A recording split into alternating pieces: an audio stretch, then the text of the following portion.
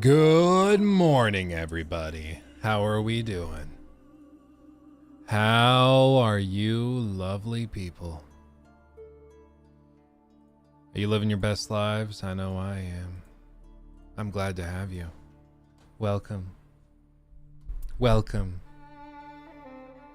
Hello. We're here.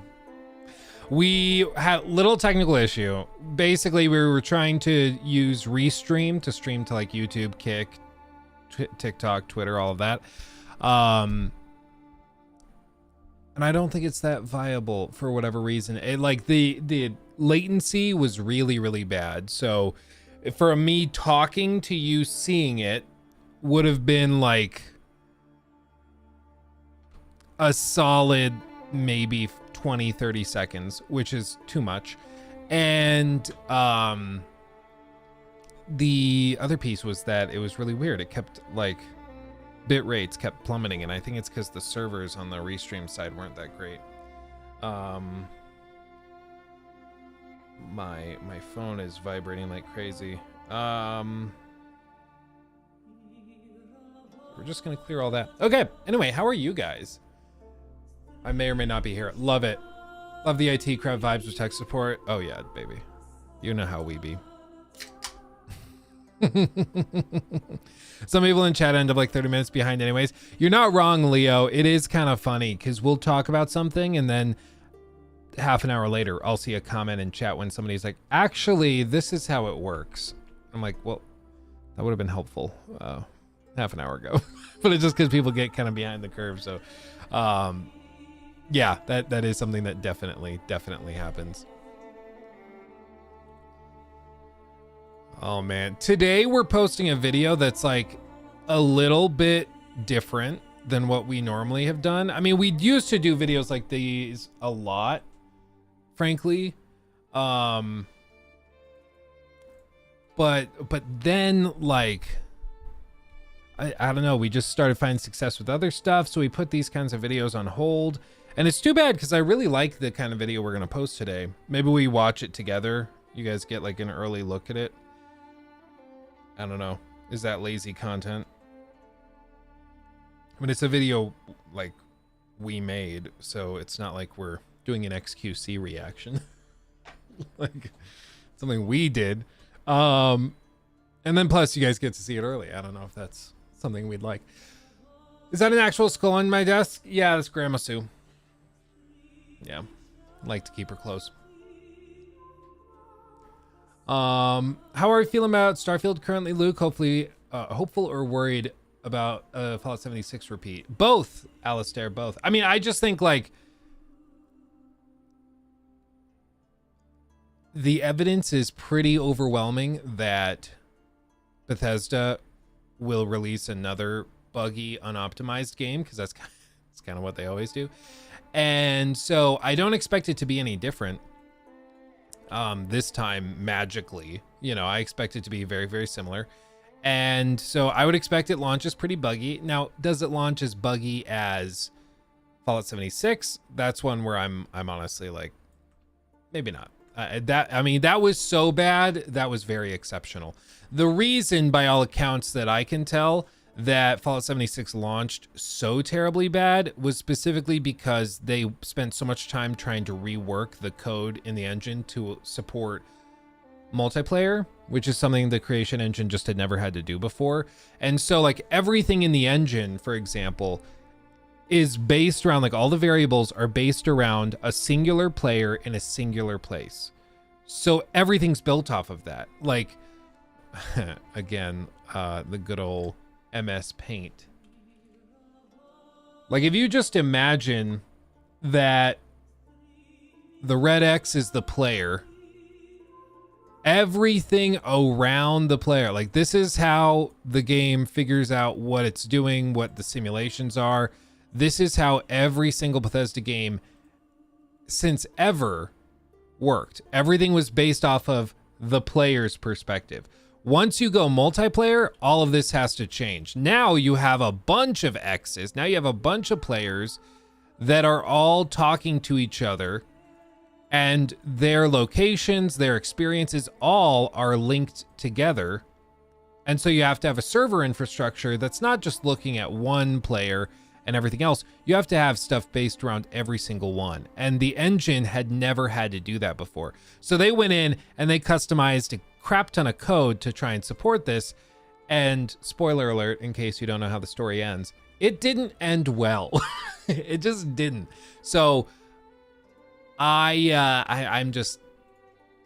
skeptical that Starfield is just as broken as that, because as far as I know, there's no multiplayer code in the Starfield variant of the creation engine. Maybe there is, or maybe they sorted out the problems. I don't know. We'll see. The guy I sent you only has Discord link. What do you mean? Only has Discord link? You mean he doesn't have like Twitter or email or something? That's fine. Hashtag proud skeptic, you're damn right. Do I think the creation engine can handle the scale of Starfield? I mean, I think so. I just think the scale of Starfield is smaller than people think it is.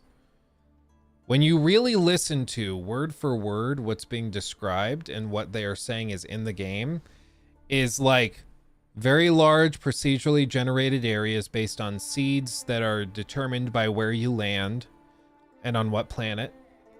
And then you explore that and then you leave and the seed goes away. So it really does not sound as epic and grandiose as I think some people are expecting it to be. I think some people are expecting No Man's Sky, but they're gonna get like a weird version of Minecraft, which isn't necessarily bad. It's just different. And so from what I've heard described by the devs and the people that have touched, the very few people that have actually tried and touched Starfield, it doesn't sound like it's that crazy. Like, it's not impossible. It sounds very manageable. Almost forgot to unmute the alerts. Francisco, thank you so much. Off to a good start. Thank you.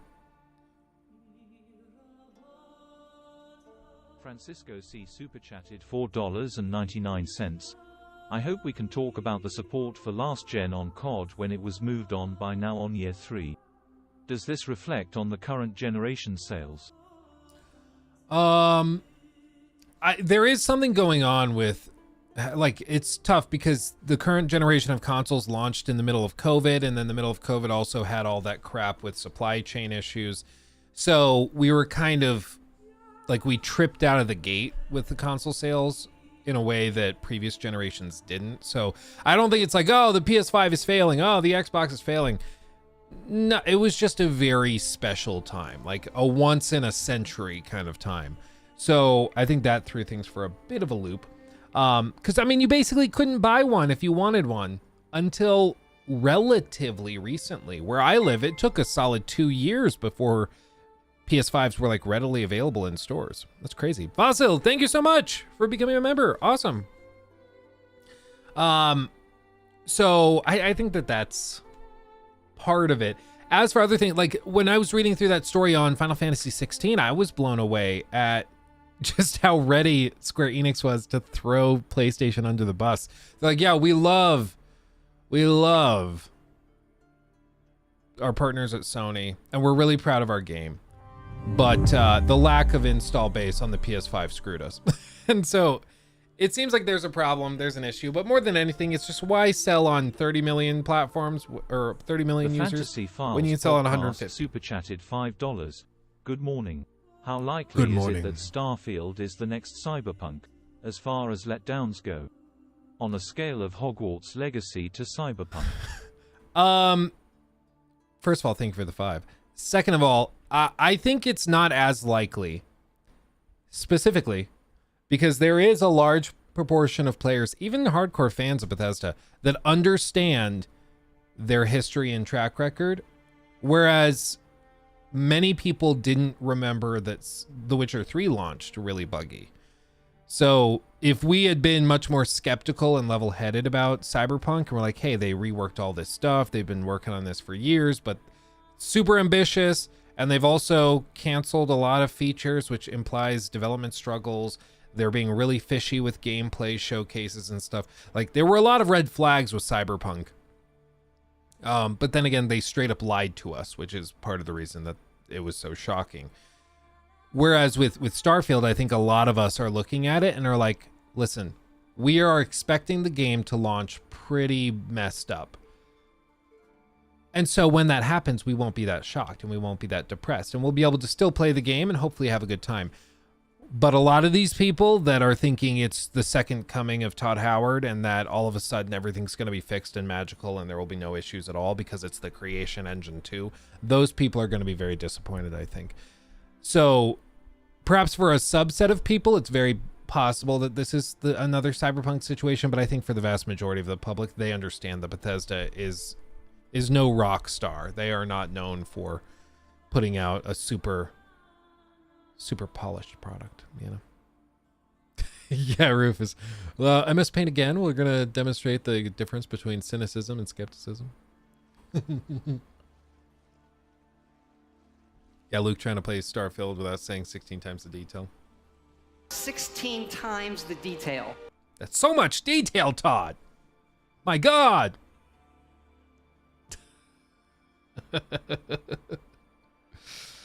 Oh, man. What's the story behind all my heathered t-shirts? I'm not sure what you mean by heathered. So I guess I just don't know what that means. But these t-shirts, I tend to wear like 2 types of clothing.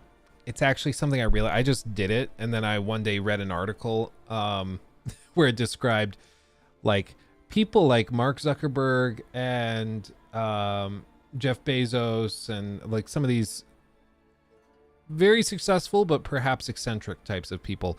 They tend to wear one type of clothing almost exclusively. They wear, in the case of like Steve Jobs, you know, he wore the blue jeans and the black turtleneck. Or in the case of Mark Zuckerberg, he wears a very particular, like a specific brand of t-shirt. The t-shirt costs like $400 because of course it does.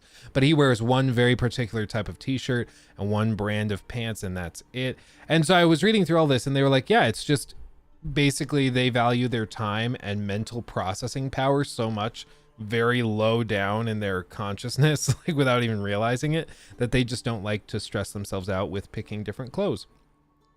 Which is something I can kind of relate to, because I look at people like Hassan, for example, and every day he's wearing a different, you know, Jackson Pollock painting for a t-shirt, and I'm like, I just don't have the mental capacity for that. I like my t-shirts.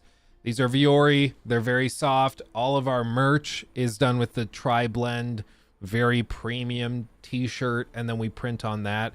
So I don't even really make money on the t-shirts, but it's just because if we're going to have merch, I'd like to have merch that I'm proud wearing and that I like wearing and that's soft and comfortable.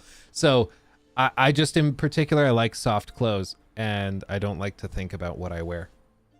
It's kind of where I'm at. Maybe one day I'll get super artsy and fancy and I'll start wearing really, I don't know what it is about fashion. Fashion, it's all about wearing something that looks like you stole it from a homeless pimp, but if it's clean, it looks fancy and sophisticated. I don't understand it. What is his name?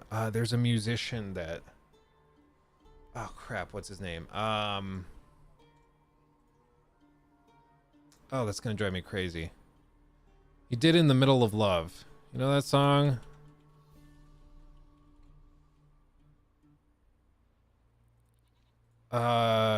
Jake Wesley Rogers. This is one of my favorite musicians right now, but he wears clothes that, like, it's basically Elton John.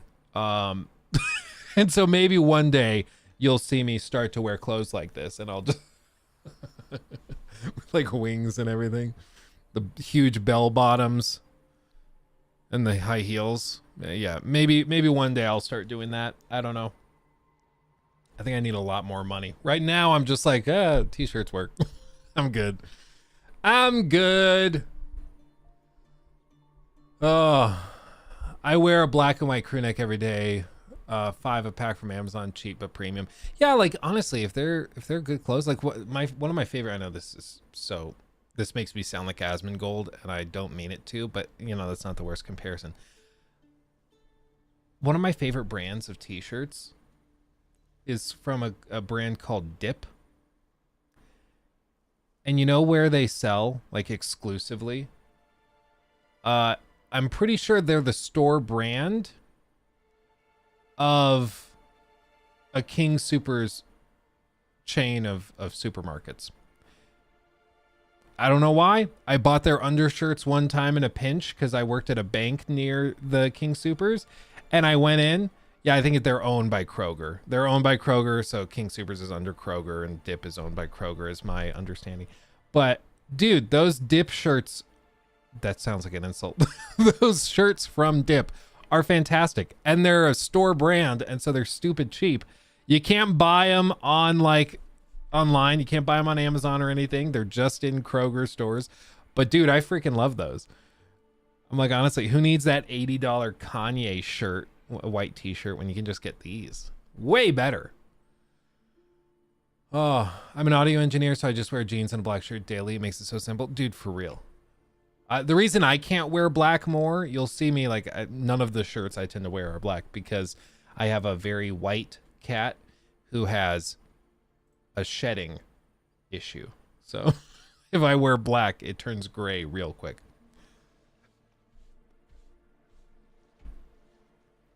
I want the Kanye shirt. Yeah, dude, the fact that people were buying that, like, the dude's, I don't know if he's still a billionaire. He's probably not a billionaire anymore, but he was a billionaire because he had those clothing brands and people would just buy them up. It was crazy. It was crazy.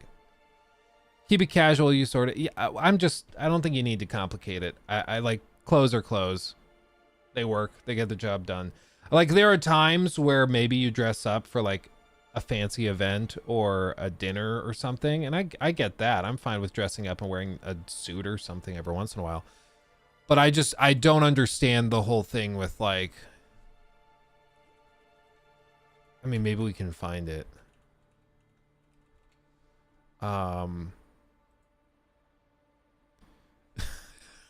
You know, like Hassan getting backlash over wearing $1,000 Coachella outfit. Yeah, the $12 fit that I wore to distribute food versus $1,000 fit at Coachella. I don't know what makes this $1,000.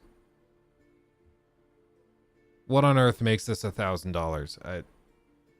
This is what more pisses me off, is I look at this and I'm like, oh, he clearly went to a homeless shelter and then very generously paid them for their clothes. Very nice of him. I don't understand how this is $1,000. Maybe the bag? I could see the bag being expensive. Is the bag like $850 of this? Is that what it is? I seriously don't understand. Does anybody know what is expensive about this? I don't know.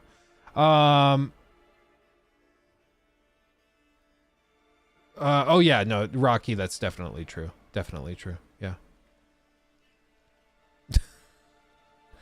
I say the bag is like $650. Does anybody know the brand of it? It looks maybe like Coach. Maybe like a Coach bag. Coach sling bag. I don't know.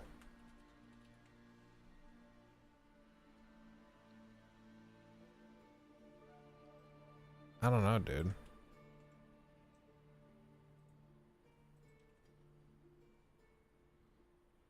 Maybe is like this it? No. Is it like a Gucci bag? Gucci.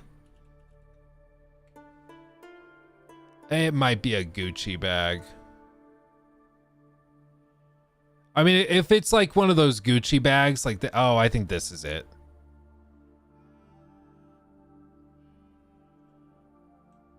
I'm pretty sure this is it. Yeah. Yeah. So it's a Gucci bag. That's why. This bag costs more than my first car. I think I could have bought like 2 or 3 of my first cars with this damn bag. But guys, you know, he's a, you know, eat the rich and stuff. Eat the rich. I don't understand that, like, it's a freaking bag. Get like a Ziploc bag and use some dental floss to hold it together. I don't give a shit. Like, come on. What are we doing? Oh, man. Eat the other rich. Yeah, exactly. Eat the other rich. Not me. I'm okay, but eat the other one. Oh, man. That's pretty funny. That's pretty funny. Eat the other rich. I don't know, man. When you're making the level of money that he is, spend your money on whatever you want. Like I said, I celebrate the wealthy. You know what? You worked hard, hopefully, and you got your bag, literally. Good for you. But like the reason I find it so funny is because of the hypocrisy of being like, yeah, rich people are evil. Look at my $1,000 bag. You know, it's just like, dude, what are we doing?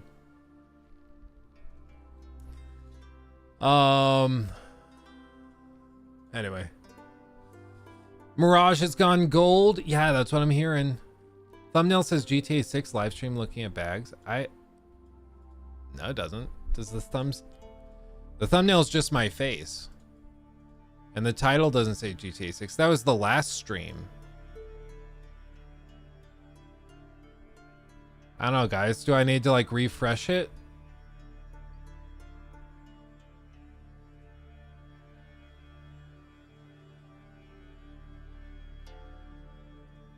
I don't know. Anyway. Yeah, that's pretty freaking funny. Yeah, look at this, guys. Look at this. This is very rare. About to blow your mind.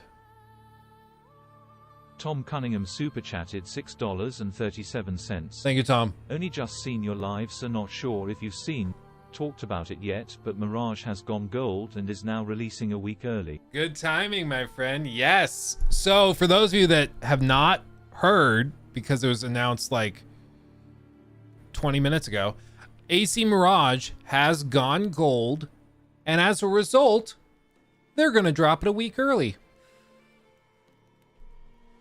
Cuz. What? Just releasing October 5th instead of October 12th. Why not? Yeah. Isn't that great? Like, not much to say other than cool. This is kind of refreshing. I think like maybe they learned this from Baldur's Gate, because Baldur's Gate pretty much finished up, and then they're like, yeah, we're going to release it on PC a month ahead of schedule. And that got people really excited. It instilled a ton of confidence. And maybe they're looking at it and they're just like, hey, the game's basically done. We're just like polishing and stuff. So what if we just drop it a week early? It'll signal to everybody we're really proud of what we have here and we're confident it's polished. And we have more time apart from Spider-Man, like where people can actually play the game. Not a bad strat, because Spider-Man 2, no, the game, not the movie. The movie is fantastic. Nobody's denying that. But that releases on the 20th. So now there's going to be like 2 full weeks instead of just 1 week, where Mirage can hopefully stay, for Ubisoft, hopefully stay on the top of the charts before Spider-Man comes and then steals everybody's attention away. With it being only like a 20-ish hour game, that seems about right. 2 weeks, get a couple weekends in, you should be able to finish it. I think that works. Yeah, or a half-baked early game. Yeah, exactly. Can you imagine, dude, if they do release it a week early and then it launches super broken and buggy, that will be hilarious. I mean, man, what a hilarious turn of events. Like, they're trying to come out and show, yeah, we're really confident in it, and then it comes out that it's just totally broken, and it's like, who greenlit this? Oh, man. The Baldur's Gate 3 PC release made people think the PS5 release was delayed. Oh, that's funny. Did they really? That's pretty funny. What's this, Rocky? Hold on. Let's see. You think there's any shot of Baldur's Gate 3 winning the 98 or hitting the 98 mark on Metacritic? Nothing has hit that since GTA 4 in 08. In my opinion, it'll stay at 97, but it'd be good. What is the final count right now? Like number of reviews, I mean.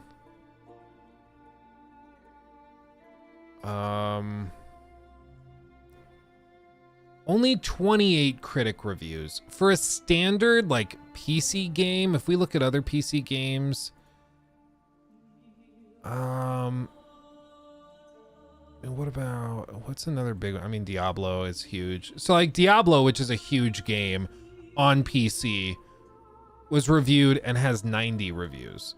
So for Baldur's Gate 3 to still only be at 28, that makes me think that there's another 60, 70 in the works that we should hopefully get in the next month or two.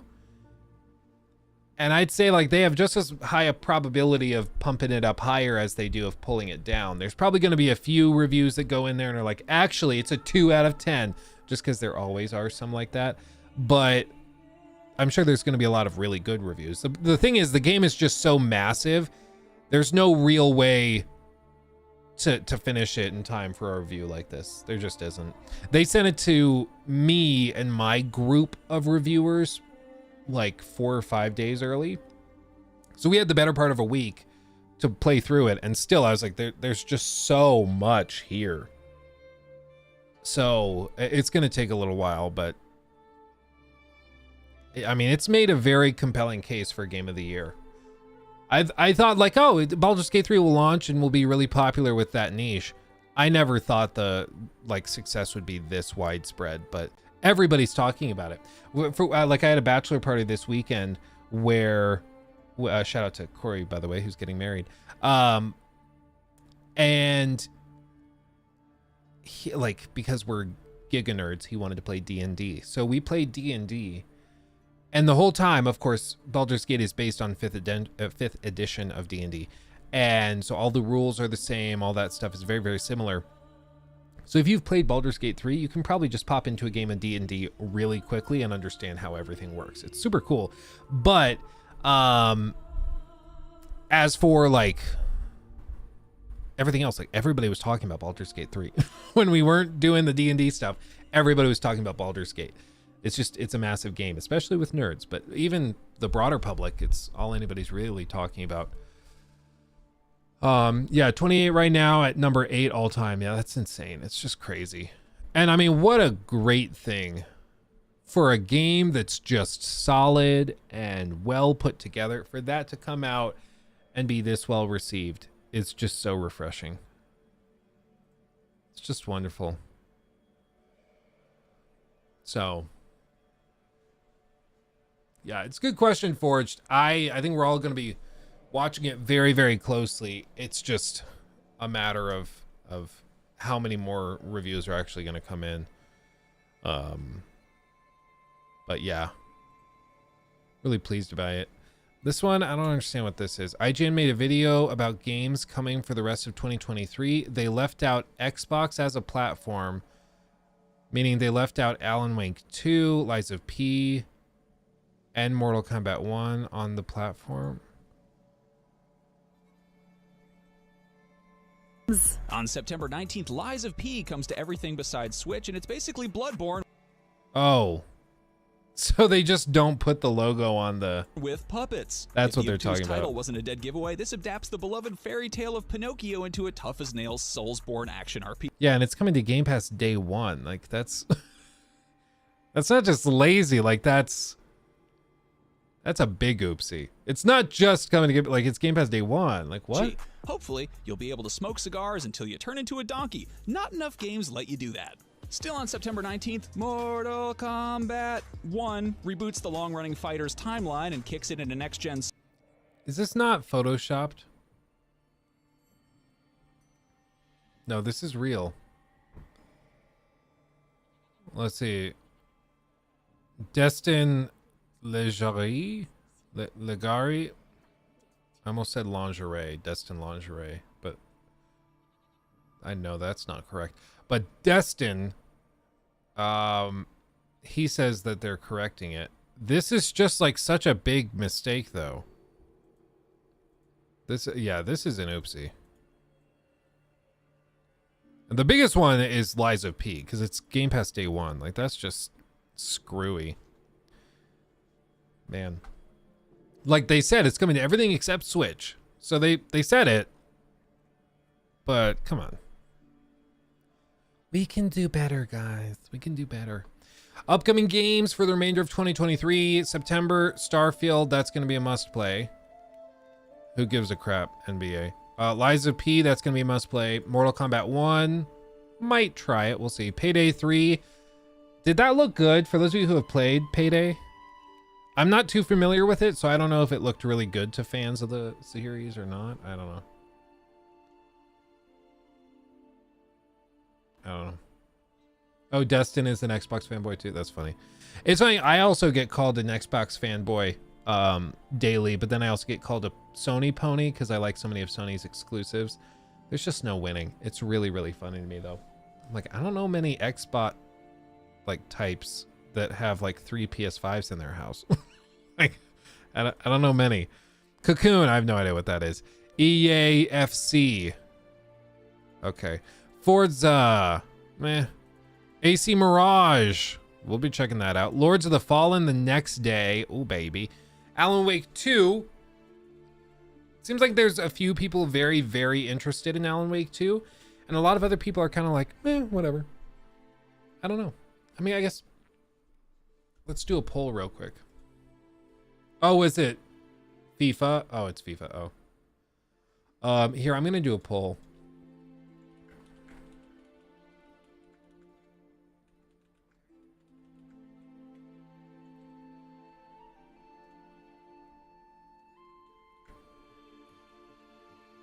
Okay. Answer the poll for me. I'd greatly appreciate it. Are you interested in Alan Wake 2? I want to know what you guys think. Marvel Spider-Man 2 comes out on the 20th. Mario Brothers Wonder comes out on the same day. Alone in the Dark comes out on the 25th. Alone in the Dark, that was that one of the THQ ones? I don't know. It's not popping out to me immediately. Thirsty Survivors. Banishers. Call of Duty, who gives a crap? Whatever. Super Mario RPG on the 17th, and then Frontiers of Pandora on the 7th. I mean, the big ones probably that are like actual contenders for Game of the Year are probably Spider-Man 2. Starfield's gonna be in the discussion just because it's already generating so much hype and interest. But, like, do you really think that Starfield is going to command a Metacritic score above, like, Baldur's Gate or... Armored Core is coming out, too. I guess we got to see what that does. But even if we look at, like, Fallout 4... Like, Fallout 4 came out and was in the mid-80s. We don't need to look at Fallout 76, because we all know how that ended. But, I'm going to pull it up anyways. But as for, like, Skyrim was, of course... very, very well received when it originally launched, and you know, only 32 critic reviews, so it's not as big a pool as what you'd have nowadays, but still, like 94 on Metacritic is nothing to scoff at. So, like, do you really think Starfield comes out and can compete with the top of the crowd this year? I'm not so sure. About half of you are interested in it. That's cool. Let me ask you guys this. Starfield. I want to know what you think Starfield's final Metacritic score will be. We're going to do 95 plus, 90 plus. I'm going to do 85 plus, 80 plus. No, I have to do below that. So then less than 84.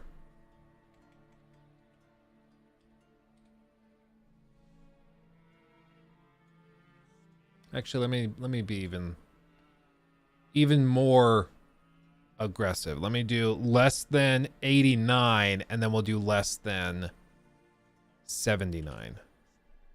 Because I can only put in 4 options. Okay, where do you think it lands? Do you think it's going to be fantastic? Or do you think it's going to be kind of meh? Where do you think this lands? Let's see. So far, most of you guys are guessing it's probably going to be in like the B's.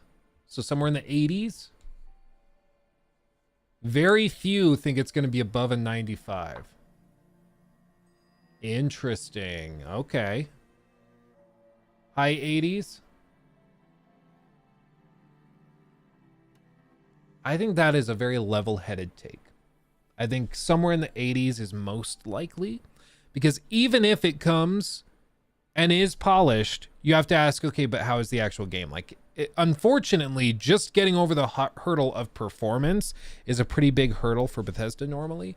And in the age of really crappy ports, like I think in 2015, Fallout 4 launching with some bugs and stuff was frustrating, but it wasn't like disqualifying. In 2023, we are all so freaking pissed off with especially PC ports that are not polished and refined. And so if the PC ports launch unoptimized and really bad, people are going to lose it. Especially like even little stuff that they've already announced, like the lack of support for DLSS, that pisses me off. That pisses me off. Yeah, I don't think anybody was ready for Taylor, or Taylor, I agree. I don't think anybody was expecting it to get hit that hard.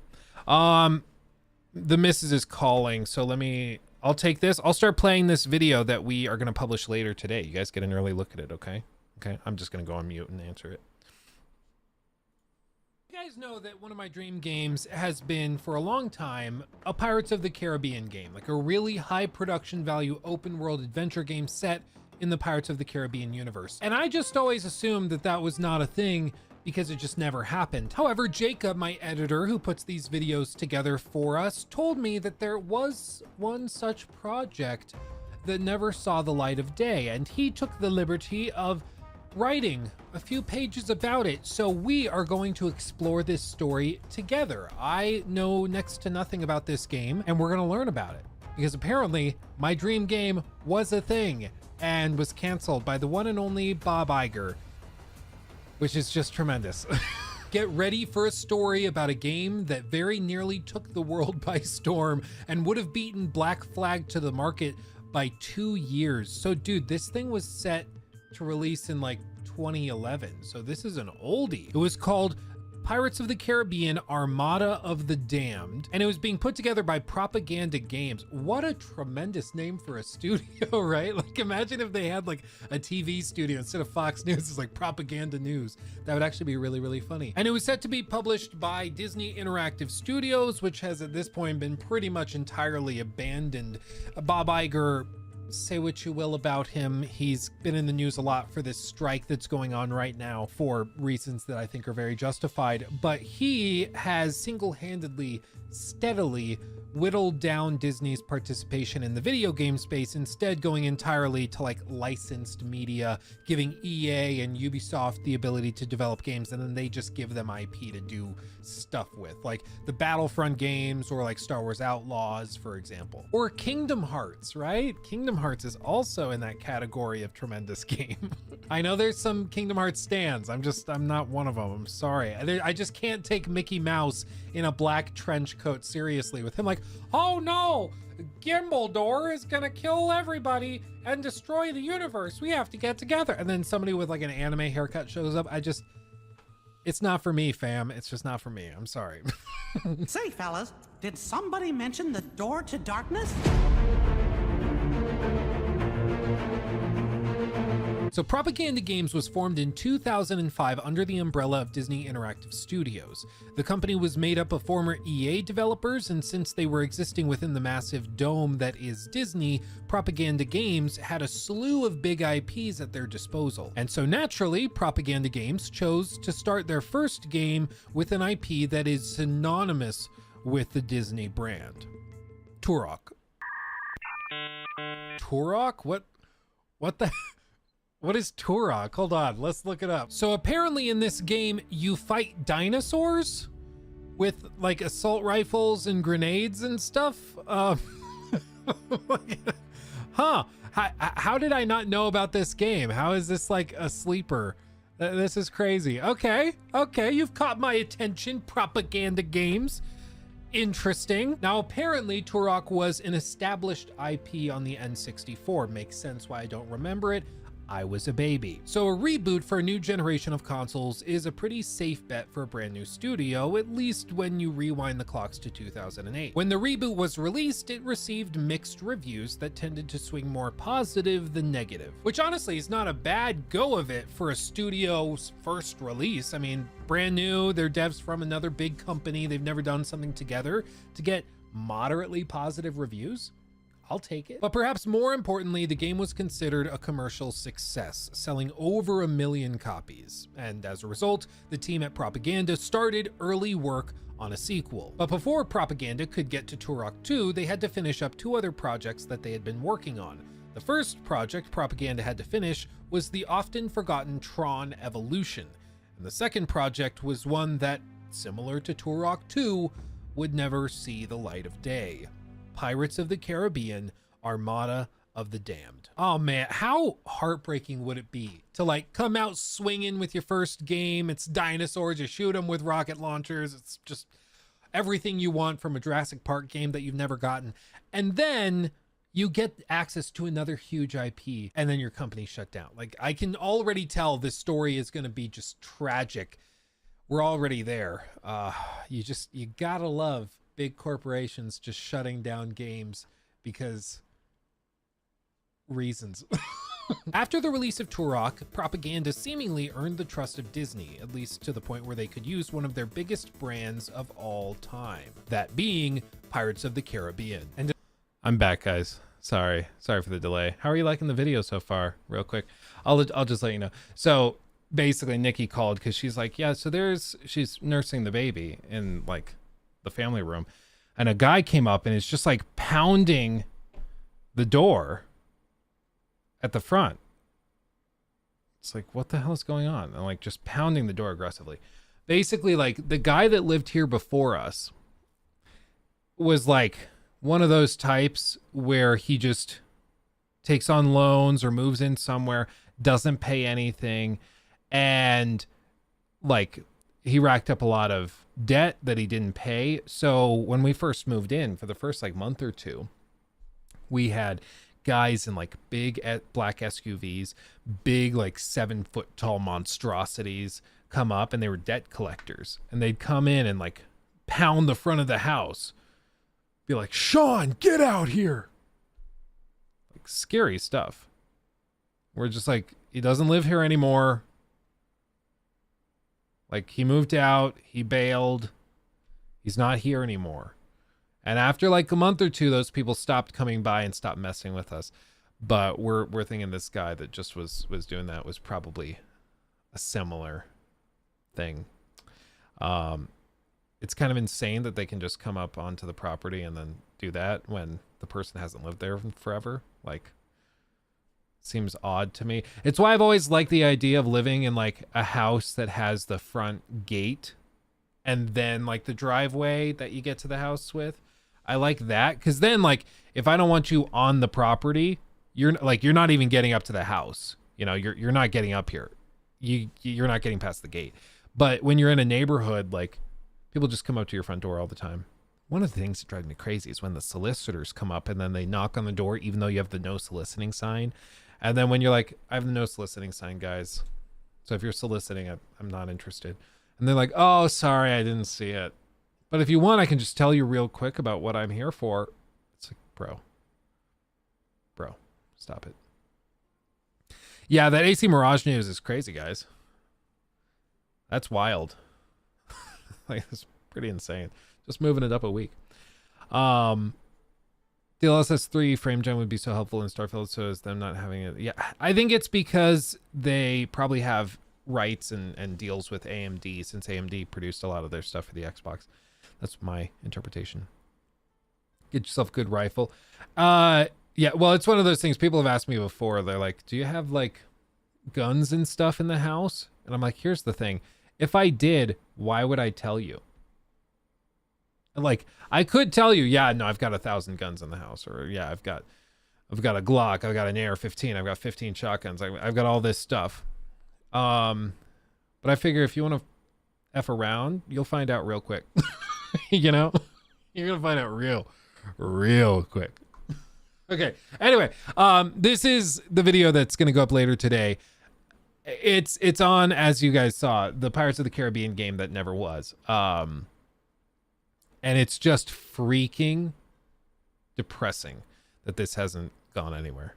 Especially in 2008, Pirates of the Caribbean was huge. I mean, massive. I think if they did another one, I didn't even notice my watch flashlight turned on during this take. I didn't notice, because if you press the action button, you can route the action button to whatever you want. I have it set to a flashlight specifically because when I'm like putting Lachlan down for bed every night, we read our book, and then I close the book, I turn off the lamp, and I turn that watch flashlight on, and then that helps me tuck him in and find my way out of the room.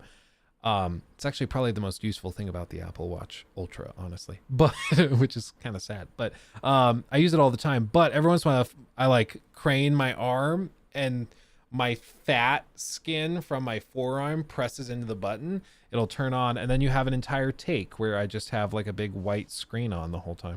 Johnny Depp, it would probably be $1 billion movie pretty easily, but I mean, back in 2008, these things just printed money. Now, Armada of the Damned entered development shortly after the release of Turok in 2008, and it was likely going to be released sometime in early 2011. Yeah, you remember those days when it didn't take 5 to 7 years to get a new open world action RPG that ended up sucking and having terrible performance issues? Those were the days.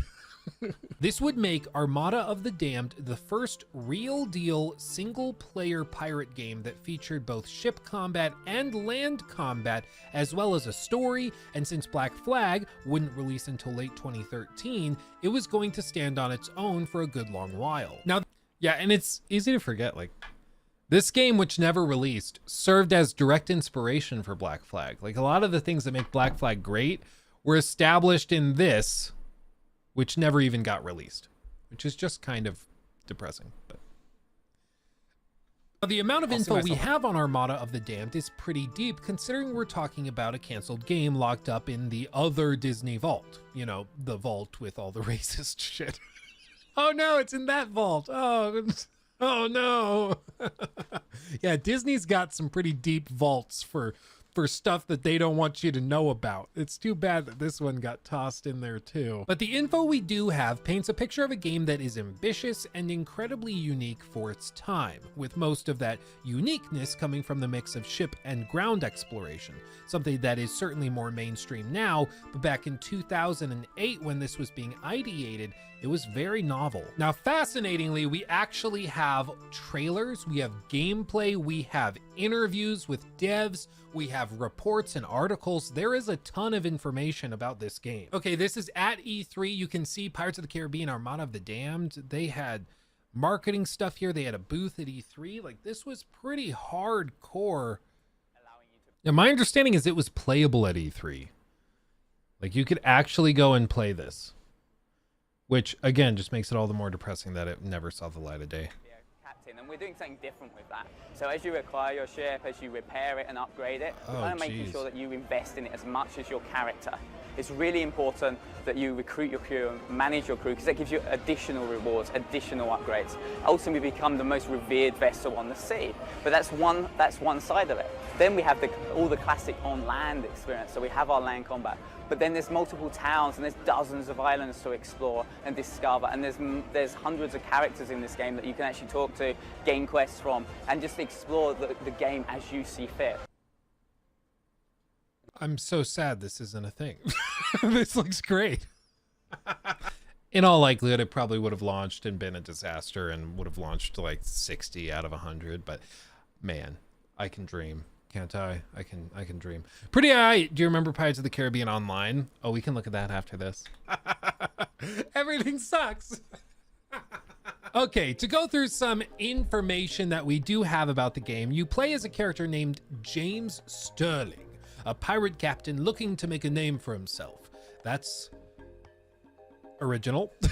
It was designed as an action RPG, also set in an open world that focused on encouraging exploration. In the gameplay clips that we do have, we see such naval exploration, land exploration, discussions with characters, combat both on the water and on the land. And altogether, I mean, it really does look like this game, even though it never released, served as direct inspiration for Black Flag, which was just a couple of years behind. It was set before the events of the Black Pearl film, and it featured a pretty extensive skill and leveling system that featured, in addition to regular abilities for combat, even some supernatural abilities. I mean, personally, if I was developing the game, I probably wouldn't do that. However, in the world of Pirates of the Caribbean, there's like magical curses and stuff, so it's not that big of a deal. I think it just depends on what it means to have supernatural abilities. But for 2008, I don't blame them at all for having magic. I'm surprised they didn't also have like girls in bikinis walking around, although they probably also had that.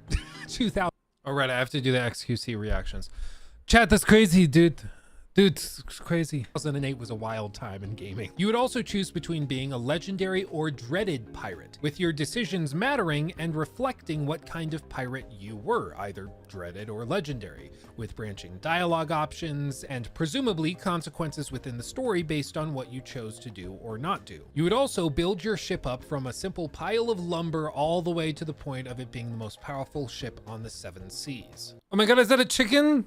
You would also recruit and manage your own crew, something that would allow you to have even more customization within the ship, beyond basic ship upgrades like changing out the hull or improving the sails. And the game's director described it as a single-player story-driven experience. And the more gameplay we see of this thing, the crazier it looks. I mean, it really did seem to be something special. Now, what they showed us in ship combat and navigation did seem to look fairly simplified compared to what we eventually got with Black Flag, with the main focus being either to hit the enemy ship's hull or the sails themselves. Different means of attack would have been ramming or simply firing the broadside cannons, but beyond that, it didn't seem that there was a lot there. They also described the combat as being directly inspired by God of War, which is something I totally buy looking at this footage. I mean, you look back at those late 2000s God of War style games and they all played like this, but they were also the trend at the time. Just like right now we're getting a ton of games that are directly inspired by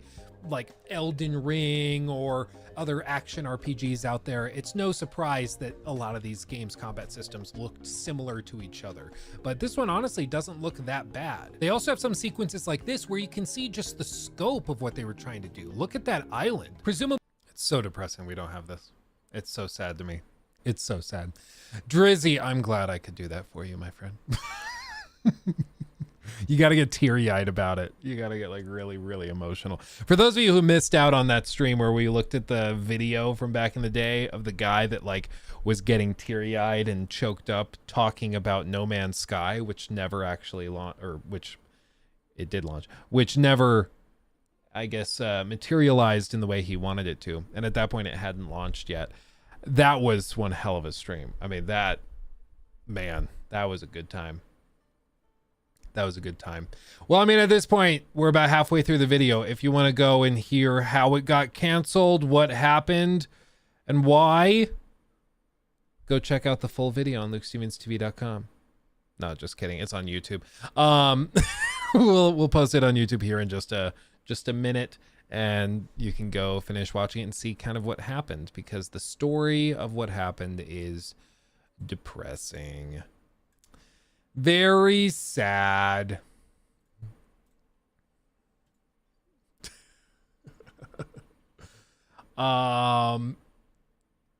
Let's see. Oh yeah, Titan Quest 2. Yep, we watched that whole event live. That was really cool.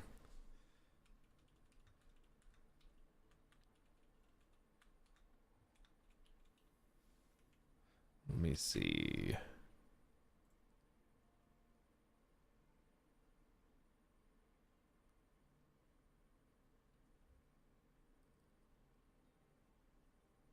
Oh, this is okay. Somebody sent me this. I don't know if this is real or not.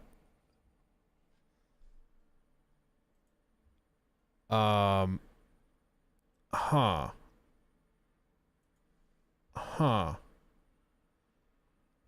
How KFC is promoting Satanism with Diablo 4.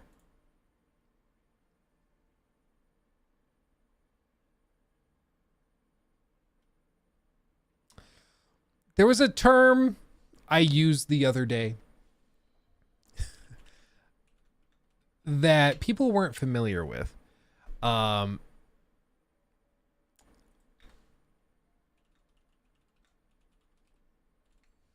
we go. Okay. And the term was a PO.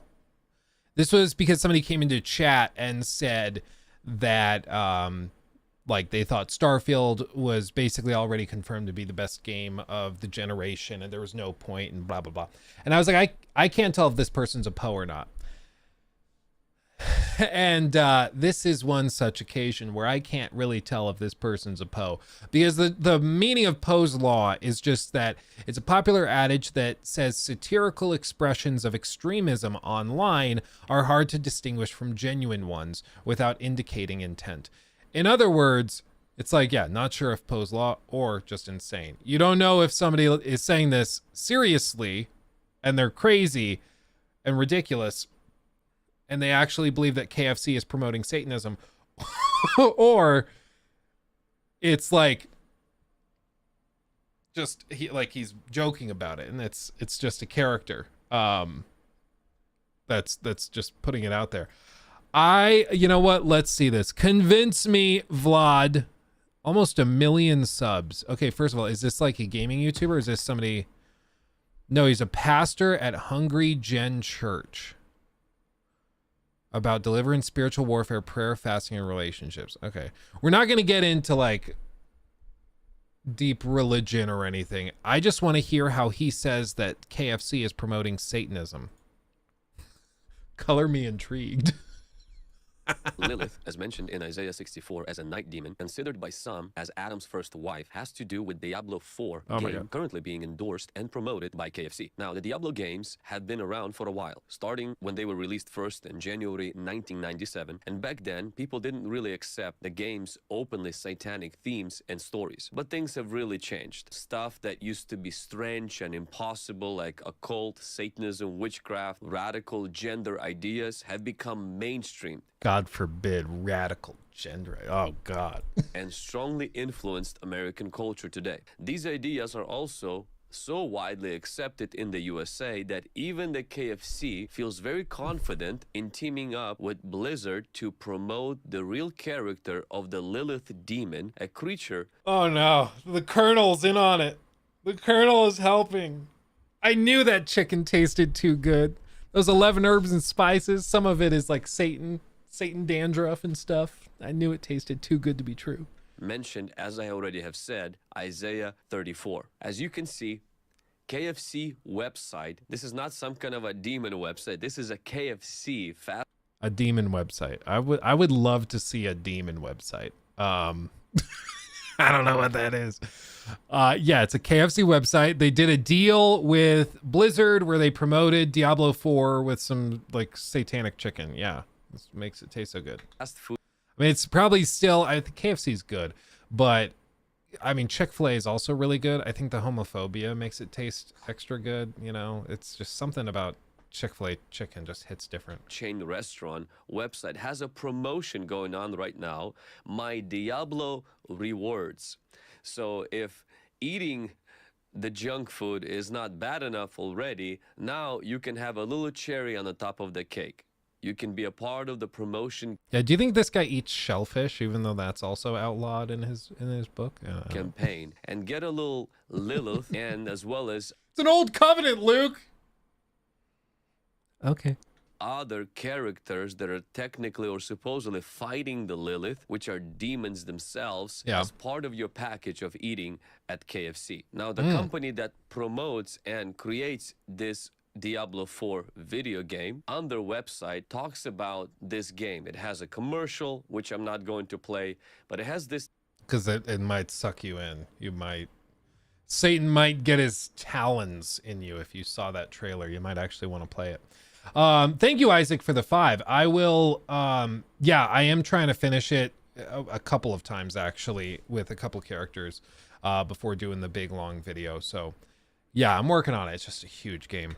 text that pretty much summarizes what this game is about. Lilith has returned to Sanctuary, summoned by a dark ritual after her lengthy exile. Yeah, Before she's you back. begin to wonder the 5 massive regions of Diablo 4 as a barbarian, druid, necromancer.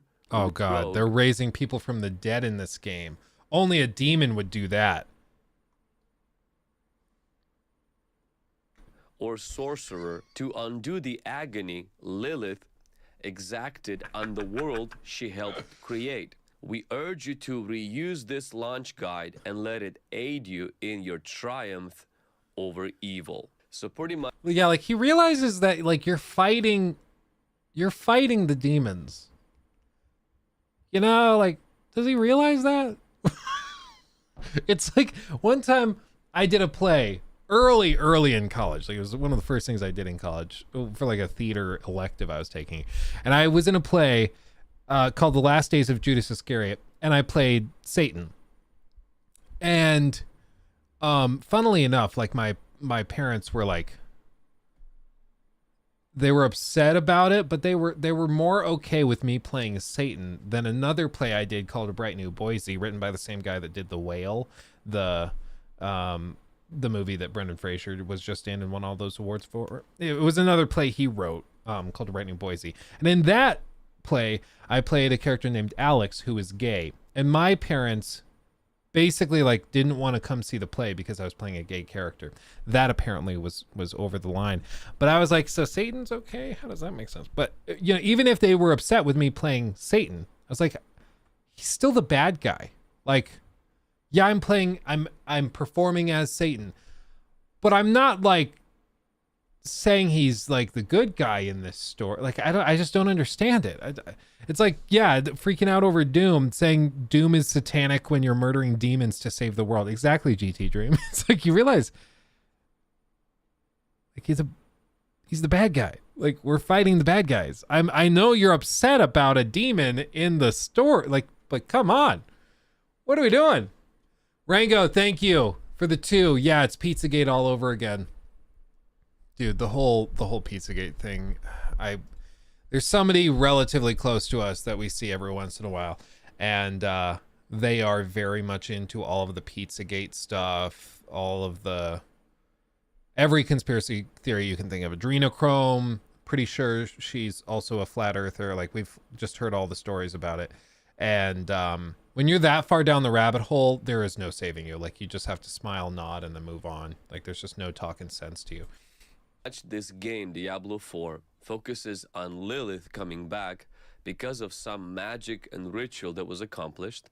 And now, as a player, you can become one of the 5 characters, and you can customize them to help you fight this demon. So that's good. It's a game where you're overcoming evil. You're fighting demons. That's exactly what you want, right?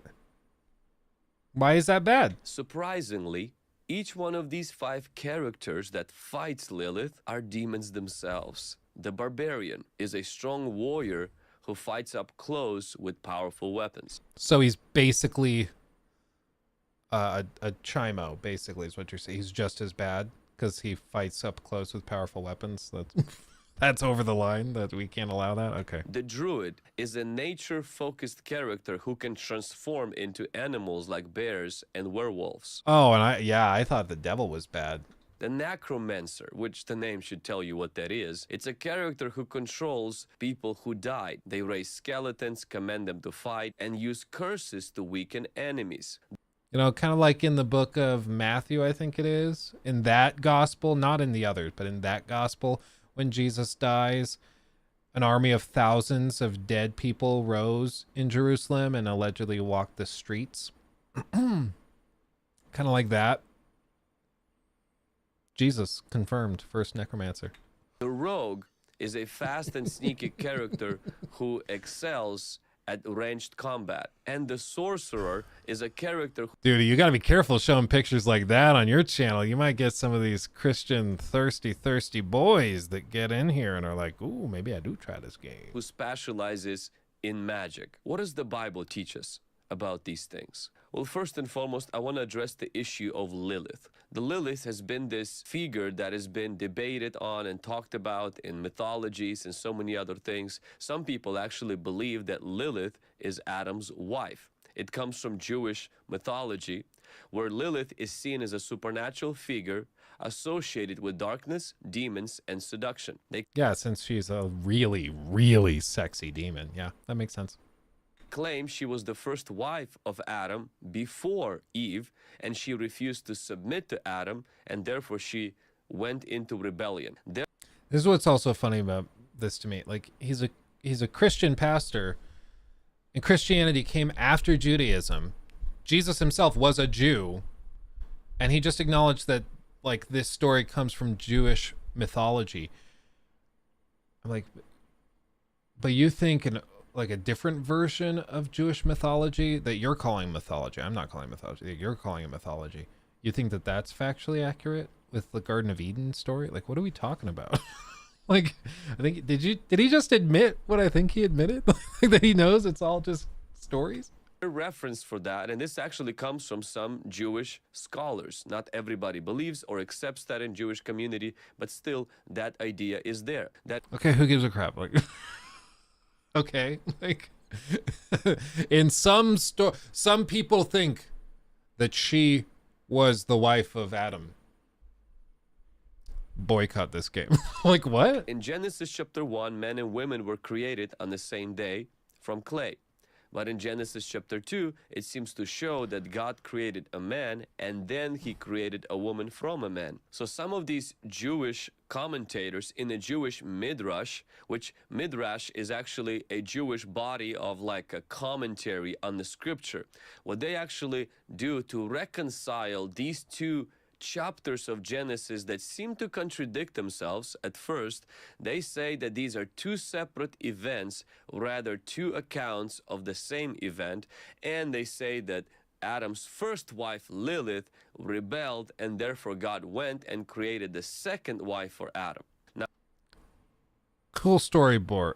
Like, but what does this have to do with KFC being demonic? Now, the Talmud, which is a central Jewish text for Jewish law and tradition, doesn't say what about the anything chicken? about Lilith being Adam's wife, but it does mention her 4 times. Babylon Talmud text refers to Lilith as a female demon who can get it, right? Who is associated with causing harm to newborn infants and pregnant women. Yeah, who would do that? I mean, somebody that would do that intentionally, like, for example, flooding an entire planet to just kill everybody that you don't like except one family, run by an old 900-year-old dude that then spends the rest of his life drunk and naked. I mean, who would do that? Somebody who eats KFC chicken and plays Diablo 4, that's who. But what does the Bible say about Lilith? Well, actually, there is a verse in the Bible, Isaiah 34, verse 14. It says, again, what does this have to, like, he's upset that Lilith is a character in the Bible, and so therefore KFC doing a deal with a game that features her as a character where she's the bad guy, mind you. Therefore that's bad. Like, I don't see how any of this connects to anything. You know, like, I just don't see how any of this ties together. Let's see. Oh, Brandy, you're going back through them. We need Crimson in here. Crimson to tell you which to tackle first, or whether to tackle 1, 2, and Code Veronica. I bet Crimson has a very strong opinion. Is the following: the wild beasts of the desert shall also meet with the jackals, and the wild goat shall bleat to its companion, and the night creature shall rest there, and find for herself a place of rest. Some English translators use the term Lilith, while others translate with terms like owl, night creature, night bird, and KFC, or night monsters. Night monster. So what do KFC. we take away from this Yeah, I don't know what you just spent the last 4 minutes rambling about. Like, Lilith promotional thing with KFC? Well, first of all, I think that KFC is trying to ride what's happening in the culture and they see this as just a game. But at the same time, demonic agenda is behind that to desensitize our culture and to make it seem like these things, these demons, necromancy, sorcery, witchcraft, Lilith, they're just figures of speech representing evil, and we're all at war with evil. I don't like, I think he just... Didn't you just dismiss your own opinion? You're like, yeah, I think it's all part of a demonic, whatever he said, program or plan. It's all part of this push demonically to desensitize us, to tell us that demons are these things that are bad and that we're all fighting together. Isn't that what you want, though? Like, you think demons are real. Wouldn't you want everybody to agree demons are bad? I'm pretty sure you just admitted that this game is doing exactly what you want to do, but because you're not the one, I guess, in charge of the message, you're upset about it. Like, none of this makes any sense at all. I actually want to push this idea that you can fight evil with evil. My 3 takeaways. And again, all of this hinges on the fact that he said, like, the barbarian is a demon. the druid, God, oh man. She's one with nature? No. Draw the line there. First one, Lilith is a demon. Stunning conclusion. I do believe that, not only because we've done deliverances and Lilith came out as a... Oh no, he's one of the, like, exorcist guys? No way. He's one of the oh, wow. Spiritual spouses, Incubus, Succubus, and Lilith. Oh yeah, I can tell this guy is just a delight. Wow. Wow. Okay. Sex and marriage. Yes, please. Demon, but also... we see this throughout the history and other deliverance ministers, and we see this mentioned in the Bible. Lilith is an unclean spirit that seems to haunt people in dreams of the night and visions of the day. Lilith can appeal to men in the likeness of a woman. Yeah, she does. Real good, too. And to women in the likeness of a man. Lilith... Why not in the likeness of a woman? I thought this guy is, like, super homophobic, too. Is she not able to appear as a man to a man or a woman to a woman? Like, why not? Or like that one guy on TLC, maybe he has like a really nice car to certain dudes. That gets them going. Seems to attack people in their sexual and reproductive realms of life. Lilith. So he's upset that Lilith, like he thinks Lilith is real. And therefore Lilith being a bad guy in this game is bad. I'm not getting the jump. I'm not getting the leap. If like you're upset that Lilith is a bad guy in a game where you defeat her and that KFC did a deal with them. I don't see where the jump is, where this is bad. I just, beyond the like 2 brain cell connection of it called Diablo bad because Diablo is demon. Therefore game bad. Chicken bad for being with demon. Like, that's the extent of this thought process. Warfare is not a game. I mean, it is, though, and it's really fun, especially you get some of that necromancy stuff combined, and you start blowing up the bodies, and then you can set it to also do, like, long-lasting AoE or status effect build-up. It can be a really, really fun game. Spiritual world is real. There is evil and good. Satan... Well, yeah, definitely evil. I think we might be looking at it. And God. Satan is a defeated foe. He's a created creature. Then what do you have to worry about? Again, like none of this make any damn sense at all. Who rebelled against God and who opposes God's will, God's ministers, and God's church. We are in a cosmic conflict battle between evil and good. All of this is just like fan fiction for like lonely unfuckable white dudes. Like that's all this is. Like it's just lonely fan fiction where people have sat around in their closet all day and have tried to come up with things to freak out about. Like, it's all about the world's ending. Everything is part of this demonic conspiracy, and none of it actually makes any sense. Because again, this is a game where Lilith, like you're talking about, the demon is the bad guy, and we're fighting the demons and killing them and eliminating them, banishing them. But he's upset about it because it's not a game. This is real. What? I'm sure this guy would be just fine with those Left Behind games that they made back in the day that were like weird Christian fan fiction over the end of the world.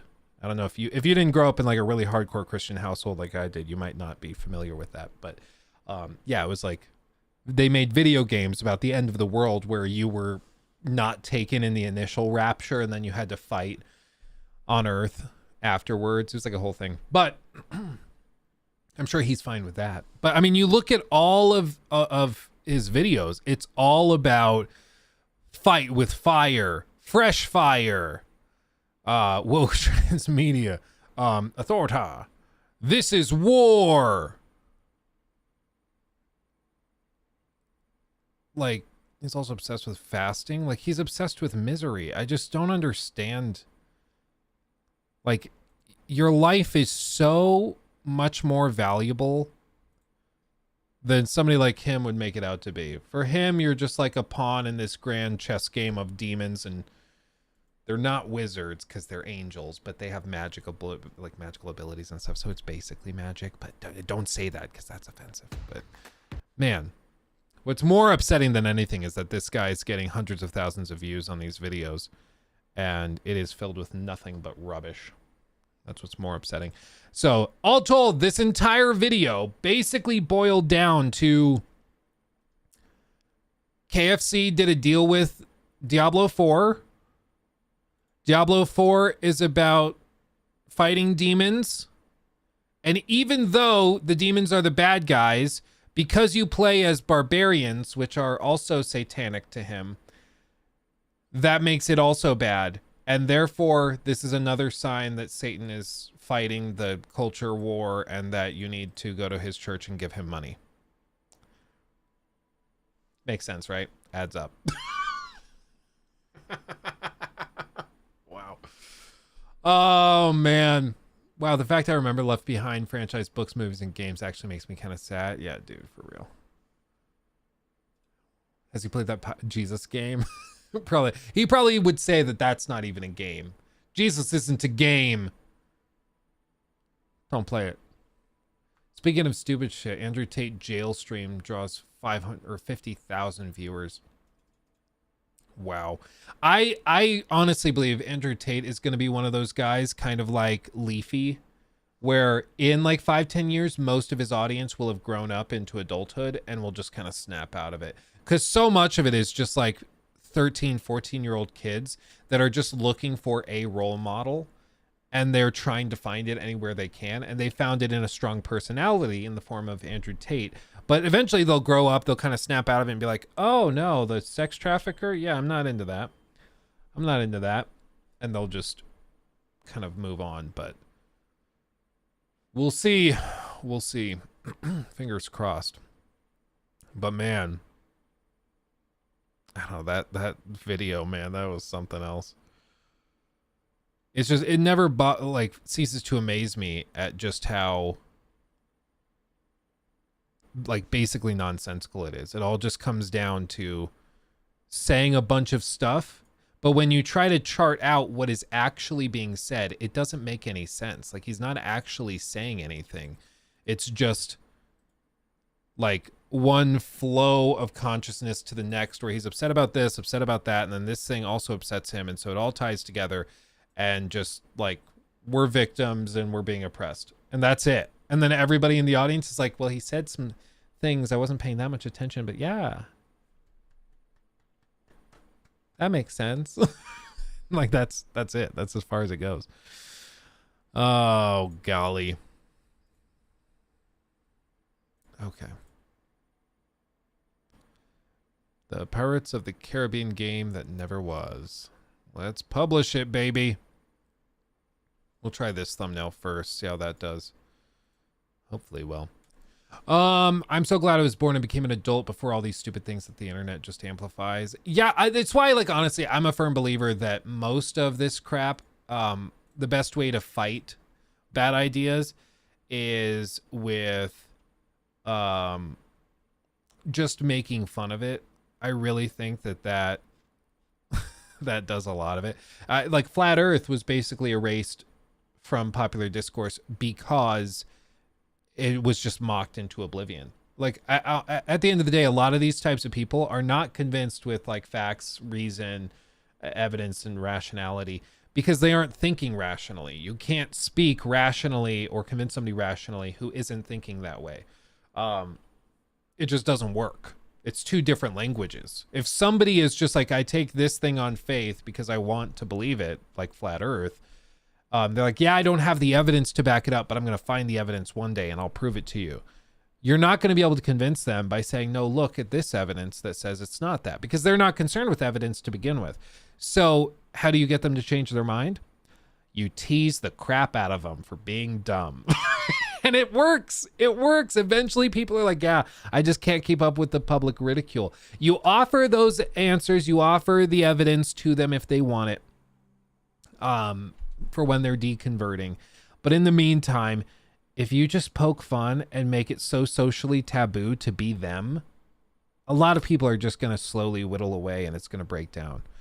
Like, bad ideas can be defeated with evidence, but I think the first way you get somebody to crack to look at the evidence is by teasing the crap out of them for bad ideas. That's my humble opinion, though. Rango, thank you for the 2. Any opinions on Payday 3? Honestly, no. I wish... well, I just am not very familiar with the Payday franchise, so I'm just not the person to ask about it. I was asking chat what you guys thought of it, if anybody was in here. If you have opinions, Rango, I'd be interested in hearing yours. I'm just not very familiar with Payday, but the fact that the third one's coming out, I think that there could be interesting things in there. Bullying works. Luke 2023.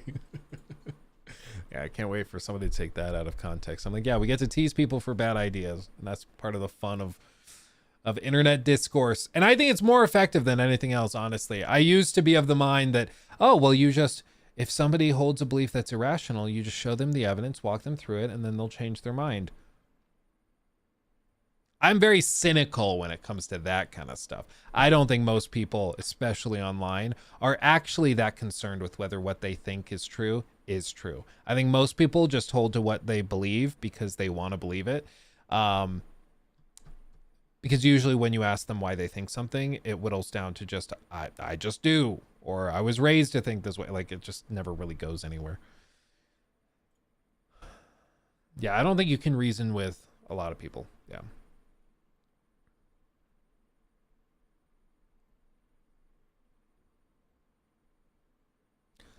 I'd be happy to jump into a game. It's basically a bank robbing sim, siege style game. Yeah.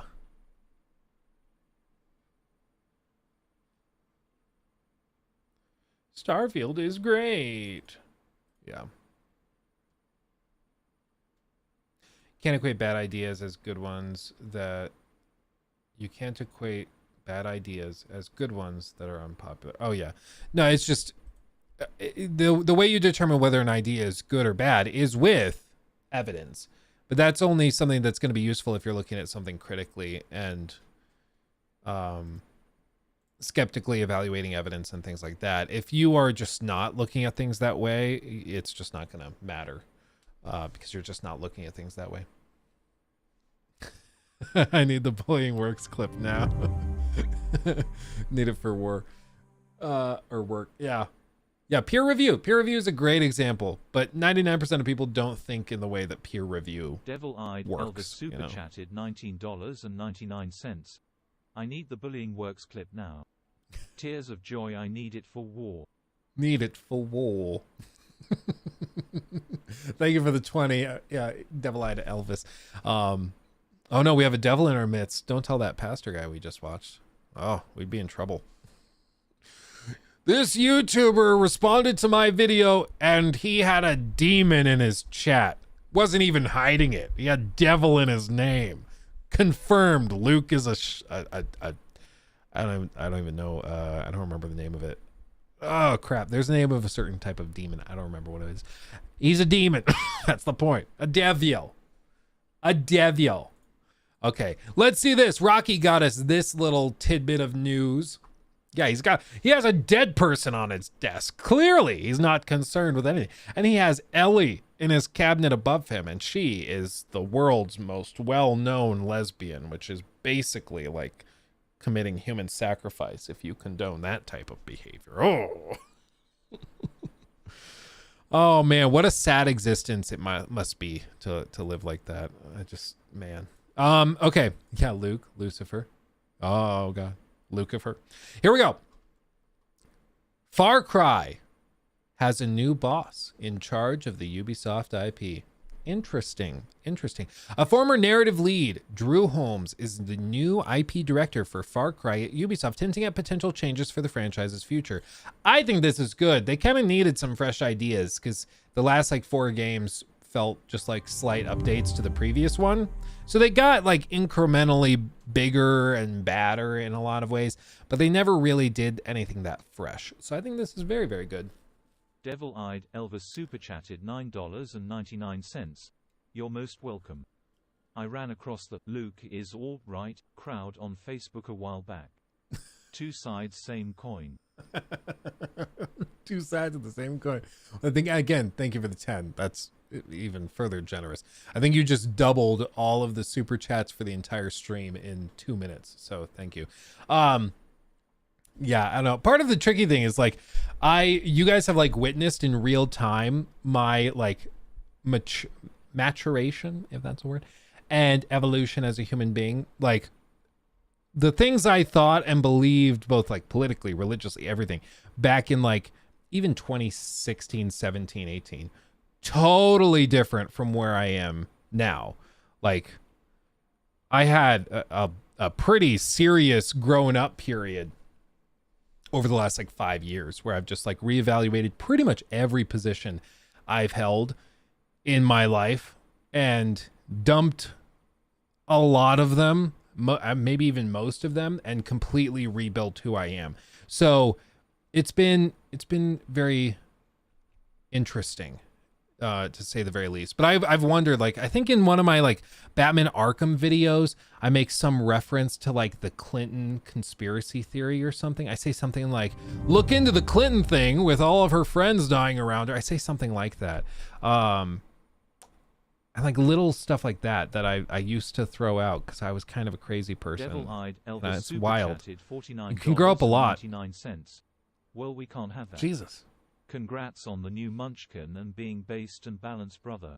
I appreciate you. And yeah, he's doing great. 2 months old. He's like 78th percentile in height, and his head circumference is literally off their chart. So he has a massive head. Apparently, when I was working, but when Nikki brought him to the doctor like last week, she brought him in and gets him on the little table thing, and the nurse walks in and sees him and goes, that baby is not 2 months old. Thought that like she had the wrong room because he looks way bigger and older than just 2 months old. But he's just a big boy. He's a big dude. He's a big fella. But thank you, my friend, for the 50 as well. I mean, all told, I think you're at like what, 70? That's crazy. That's crazy, my friend. You humble me. You humble me. I appreciate you.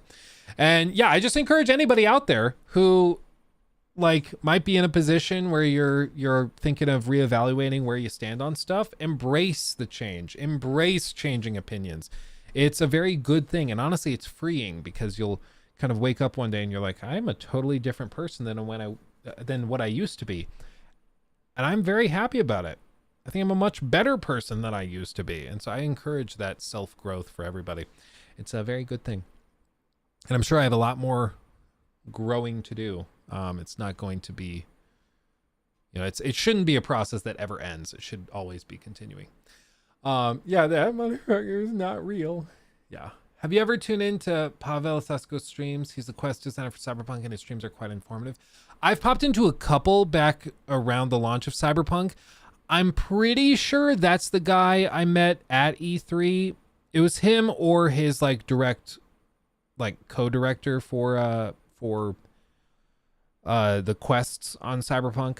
But at E3, I'm pretty sure he was one of the guys that was doing the demos and stuff. And he was very, very sweet and stupid passionate, like so passionate about his work. It's really refreshing, man. Yeah. 53 nights. Good for you, my friend. Good for you. Are you saying there's a world where Luke could have been a Diablo is satanic guy? I'm saying this world was one where at one time I was a Diablo is satanic guy. Like there was a time where I would have looked at Diablo and I would have shaken my head and gone, this world is so fallen. I would have done something like that, really stupid like that. So, yeah, that's this world. But it just takes a lot of deconstruction, a lot of very careful evaluation, and it's a long process. But yeah, this world was that world. I was that crazy. I was into all of that stuff. I was into like conspiracy theory stuff. I mean, you name it, I was probably into all of it. That, like, what's scary is like 6-7 years ago, like right out of high school, before I'd really been exposed to the outside world, I probably would have fallen prey to like, because my thought process was just so broken at the time. Like I just thought that if this person that I hold in authority says something, it's true. So if my pastor were to say something, he wouldn't lie to me, so it's true. You know? Like it just, it was broken how I thought. Just like that video where you're watching the video and you're trying to see how he connects the dots and they never connect, but he still asserts this is demonic and you shouldn't play it or get near it. And it's because there is no thought process. It's just assertions that you throw out and you just toss it out. And if somebody doubts you, then they're probably a wolf in sheep's clothing and you should kick them from the herd. So like I used to think that way. And what's terrifying to me is if I didn't have this process of self-reflection and actualization or whatever you want to call it, where I reevaluated all of my opinions on pretty much everything. If I didn't ever do that, I could have been one of his subscribers, one of those guys that's in his comment section being like, praise you, or not praise you. Oh, no, praise God, bless you for what you're doing. You're really helping.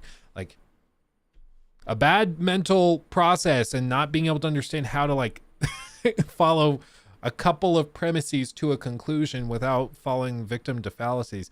If you can't do that, you can fall victim to a lot of con men out there for sure. What brought about the new self-reflection? Was there a revelation? It was a handful of things, I think. I've talked about it a little bit in the members only streams. It was a handful of things, but I think like for one, there was like a handful of political things that happened in the US from like 2015 through 2020 that like really were pushing me to reevaluate everything. There were some things in my personal life. I had also been taught that like gay people were satanic and terrible. And then I did like a play with a gay actor, a gay co-star. And then like the director was gay as well. Looked like basically looked like Santa Claus. Christopher, he's a very sweet guy, but looked like Santa Claus, big white puffy beard, very jovial.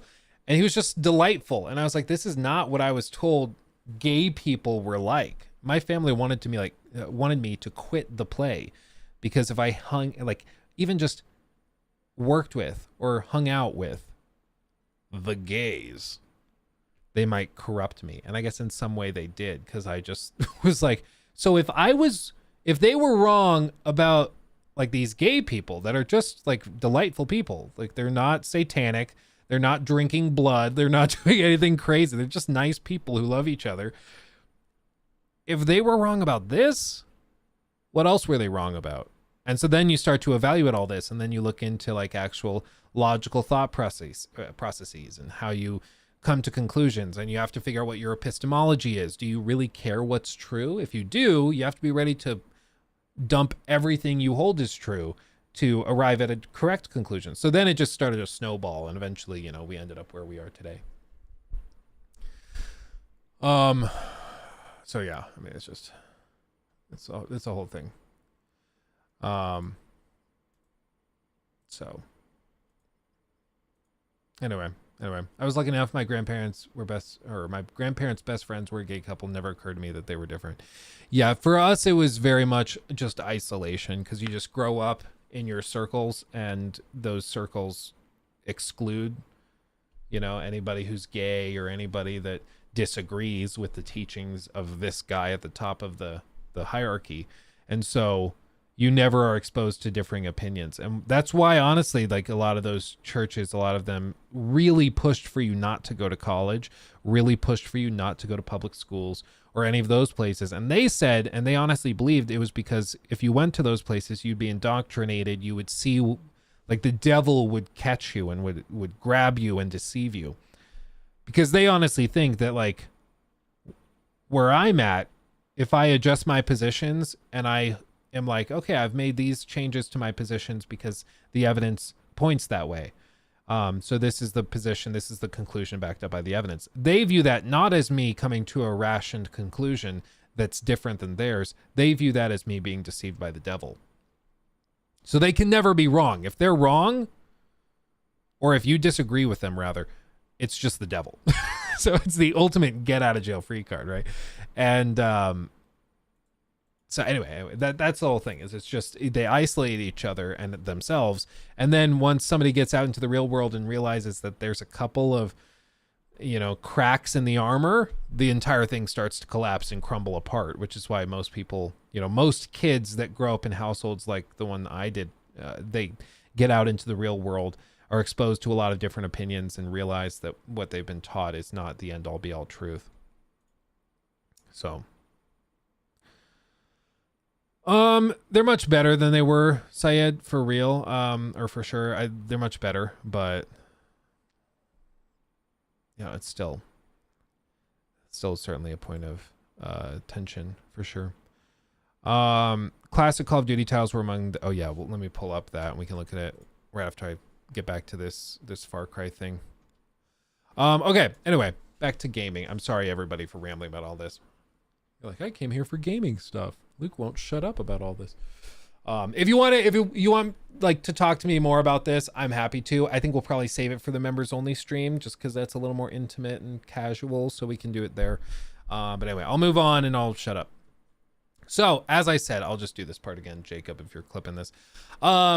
So Far Cry has a new boss in charge of the Ubisoft IP. Basically, the former narrative lead of Ubisoft's Far Cry franchise just got promoted to the IP director, and he has teased big things coming.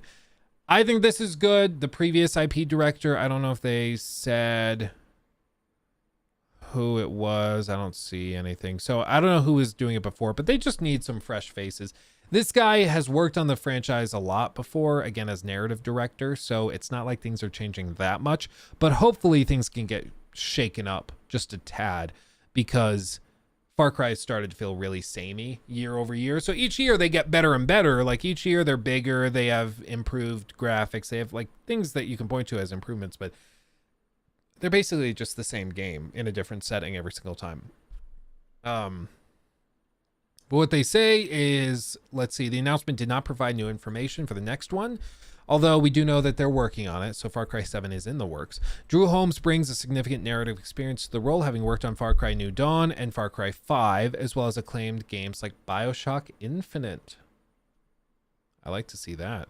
So he's not a lifetime Ubisofter. He's got experience at other studios as well. I like that.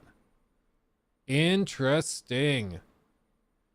Okay. Following a period of relative silence about the franchise's future, following the mixed reception of 2021's Far Cry 6, it's been announced that Drew Holmes, the series' former narrative lead, is stepping into the role of IP director. Let's see. As first reported by VGC, or Video Games Chronicle, Drew Holmes accepted the new position at Ubisoft as the IP director for the Far Cry franchise. News of Holmes' promotion first appeared on his LinkedIn page, where the series' former narrative lead wrote that he was happy to take on the role of IP director and teased that there are, quote, big things in store for the Far Cry franchise. Prior to stepping into the new role, Holmes had previously worked as the story lead on New Dawn and the fan favorite Far Cry 5. Yeah, and New Dawn... That one was this like really colorful one that they did. I honestly didn't think it was very good. It was very weird. It was very like again, everything like for this period went very Fortnite. Everything got super colorful and just trippy and goofy. And it's just not my kind of thing. Yeah. It was like its own thing, but also wasn't. It was just kind of weird. So I don't know if I love that, especially because narratively, I also thought that was kind of a train wreck, but we'll see. I mean, he's got experience working on BioShock, so we'll see what he's doing. If he's just shaking it up in general, I'm good with that as well. They just need something different because there's only so many of the same Far Cry game that I think we can all tolerate. Let's see. Okay. Let's look at this one. This one was also really, really funny to me. So, classic Call of Duty titles were among the UK's best-selling games in July. 2009's Modern Warfare 2 and 2012's Black Ops 2 chart in the top 5 following matchmaking fixes. All they did was fix matchmaking issues, and now they're at the top of the sales charts, which is really, really freaking funny to me. Yeah, they were also included in the Xbox Ultimate Game Sale, with the former available for £12 roughly, and the other one for $12.50.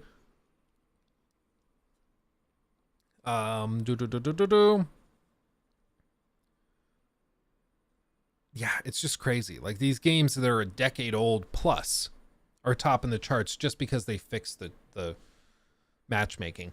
But it goes to show you, like, I think people are just kind of done with what we have now.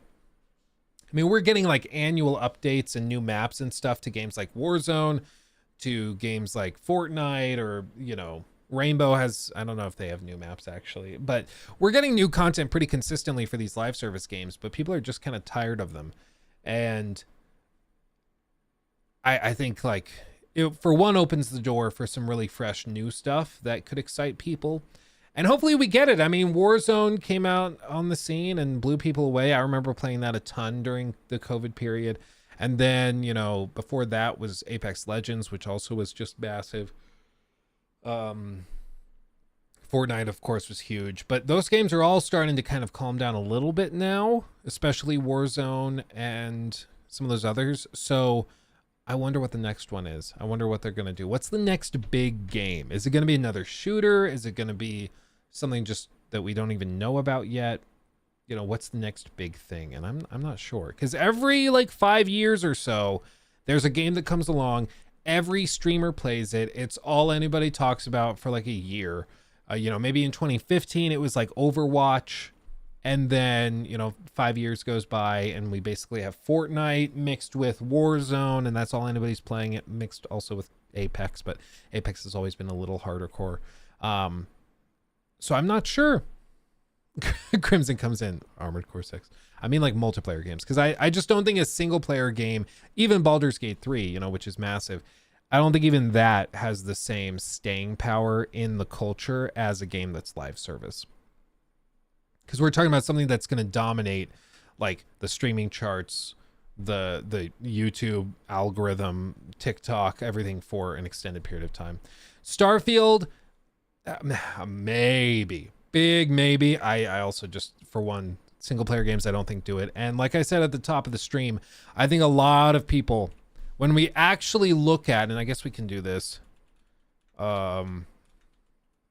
when we actually look at what's been said word for word about Starfield, it doesn't actually sound like the game I think a lot of people are expecting, which is kind of a big deal.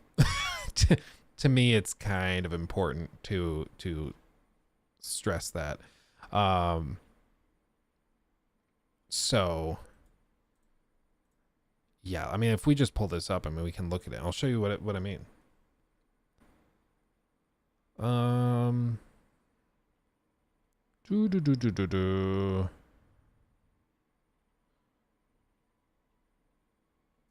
Starfield Direct. Todd, take it away. Also, Luke, I found out you can scroll back on current stream on Twitch too. Oh, they added that, like a DVR kind of mode. For those of you not aware, basically, and I'll say this before we get into the Starfield segment, but we are trying to figure out like the evolution of the stream, how we continue to make progress and things. And I think we're taking direct inspiration from Destiny and how he's been streaming. Because basically what he does is that he just co-streams, or he also will go and like do exclusive streams on one platform one day, or for the first half of one day, and then move to the other platform for the rest of it. So he's just always kind of getting a slice of those different audiences. So if somebody does prefer Twitch, they can hang out on Twitch, and we don't just abandon that audience, which is unfortunately something that happens when you move from one platform to another. So I think what we're going to do is we're just going to keep the YouTube streams the same. And then on like Tuesdays or Thursdays, we're just going to do a stream on Twitch. So it's just more content. If you want to come out to Twitch, you can. If you don't, and you just want to watch on YouTube, nothing changes for you because all of the content stays the same. I can't pick it up. There we go. So everybody, like, it's just more content, but now we also give people who prefer Twitch a chance to watch on Twitch. Because why not? Because why not? What did you think of The Whale? I thought it was good. I love the author just in general, so I love most of the things he does. I think the stories, like, he has a history. Pretty much every play he writes, and I guess this turned into a screenplay, but every single thing he writes just turns into a very depressing story, and then it ends in a kind of obscure way. At least in the film adaptation of The Whale, it's pretty clear what happens. Like, oh, okay, shocker. But like in A Bright New Boise, it's all about a character who thinks the end of the world is coming because he's a member of like a crazy cult, and he's trying to connect with his son, and his son like doesn't end well, let's just say that. And then at the very end, he's basically just screaming into the air, you know, because he says earlier in the story, he says, like, I used to just say now and hope that that would be the moment that God ended the world. And I was like, I would just say now when things got really tough, hoping that God would just smite everybody in that moment. And then the story ends with him just screaming into the air, now, over and over. And then the lights go black, and that's the end of the play. It's kind of intense. And so The Whale ends in sort of a similar way, but the film ended it more clearly. So I think there was less room for the imagination, which I didn't love. I like it when they keep it vague, so you have to do the thinking. But anyway. Luke, put it in bed on your website like Destiny does too. That might centralize the whole experience, and see if you can make a chat like DGG, because that's Destiny's biggest appeal. I agree. We're trying to figure that out. I was hoping Restream would let us do that, because Restream has some tools that they claim are like that, but it's just kind of, and it doesn't work great. So I don't know if I need to. I guess Rocky, if you could dig into that, if you could figure out how he got the DGG thing working. My understanding is that he hired like a coder or somebody to build it for him. I would guess if we go, and unless there's like a ton of exclusivity stuff, I would guess that we could go and hire that same coder to build something similar for us, because why not, you know? So maybe see if you can find out how DGG works and what we need to do.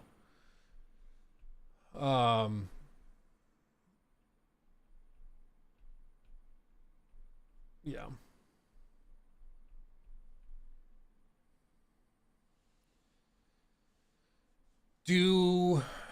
Hold on. How buggy do you think Red Dead Redemption is going to be? It probably won't be that buggy, because it's not that hard to just do a straight like conversion port thing.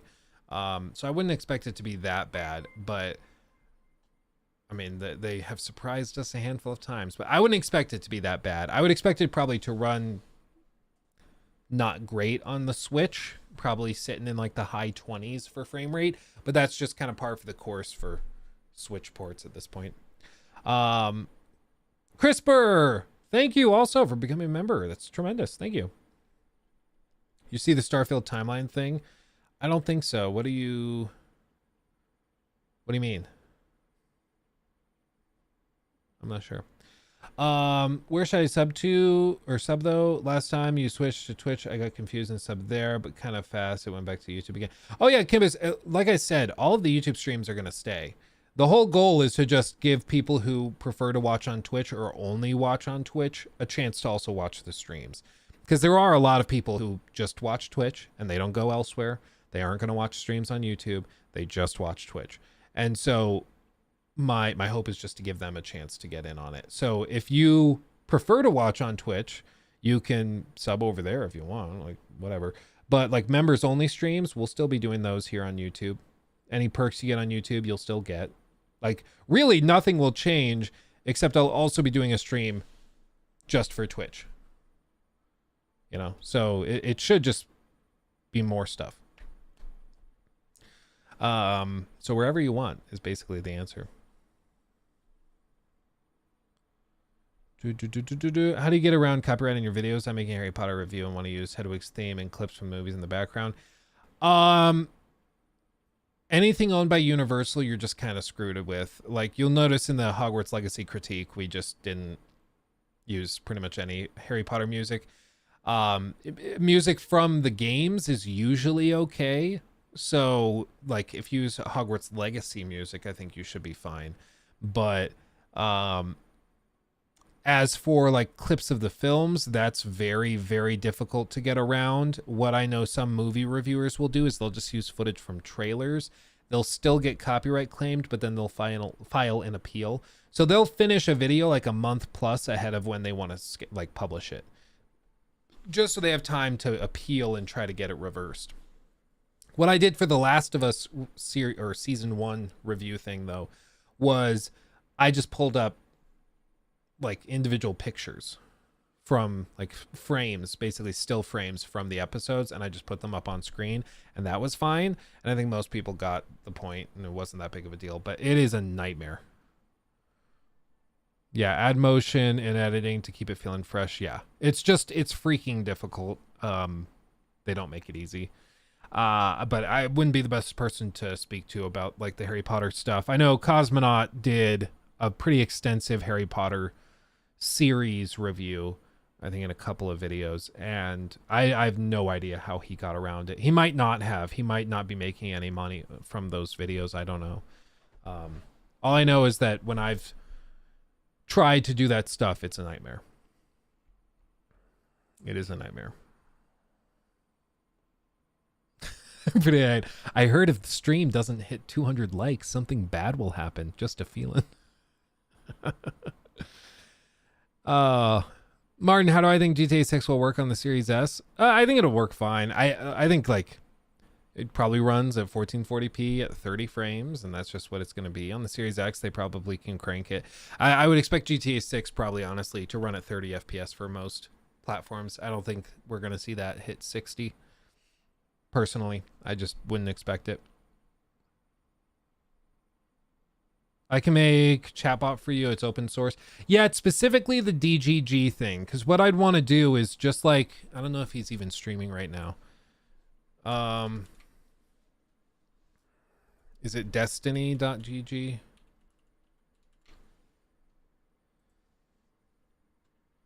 No, I don't think he's live right now. But like on his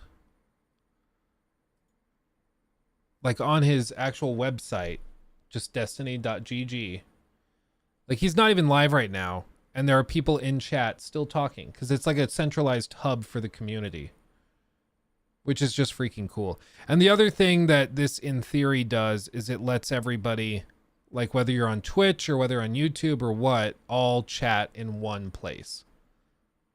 So it's kind of crazy. All of the emotes are supported here. So ideally people would be able to just be like, oh, let me hop on Luke's stream. And you could just go to like whatever it is, luke.gg or whatever, and watch in one centralized place with all the chats combined. And there you go. That's my understanding. Are the chats different? I've never actually messed around with this. Or this is just an embedded chat. I have no idea. Twitter kick. Oh, he has a positions tab? Oh, that's funny. He has like actual positions on politics. Dude, who knew? He has like an actual, this is more than most politicians have. He just has it like, dude, he even has a tab on incest. What?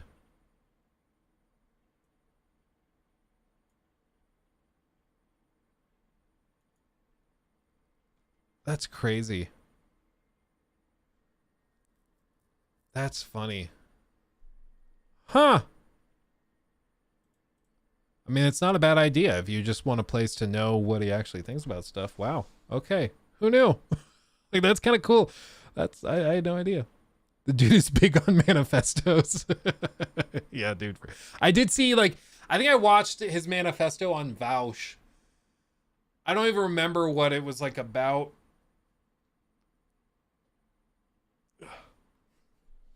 Vaush seems like a nice enough guy, but he also seems like a guy that is like very, very hungry for success online, which always scares me a little bit.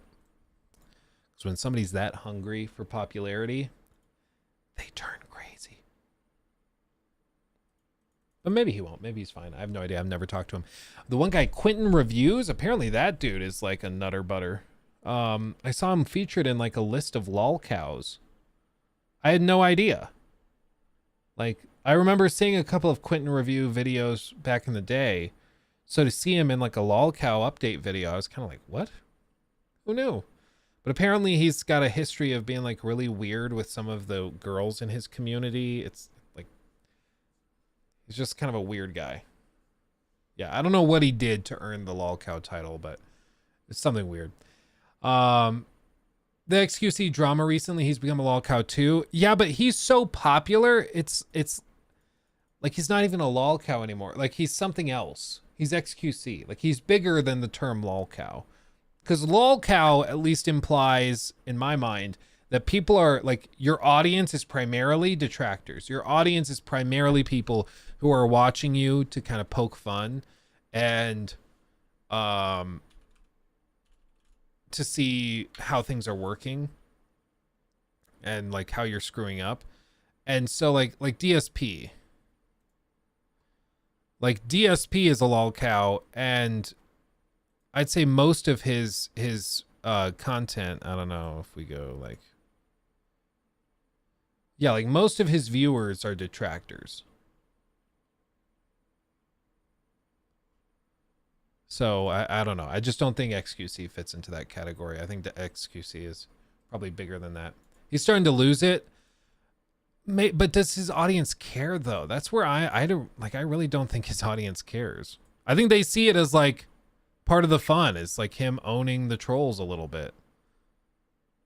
As weird as that is, like I don't think they actually see it as a bad thing.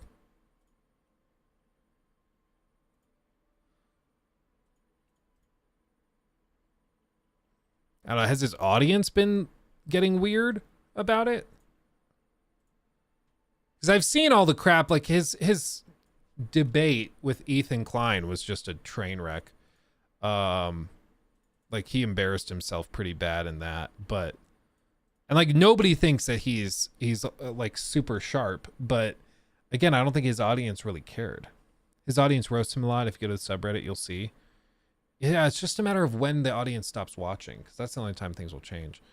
Okay.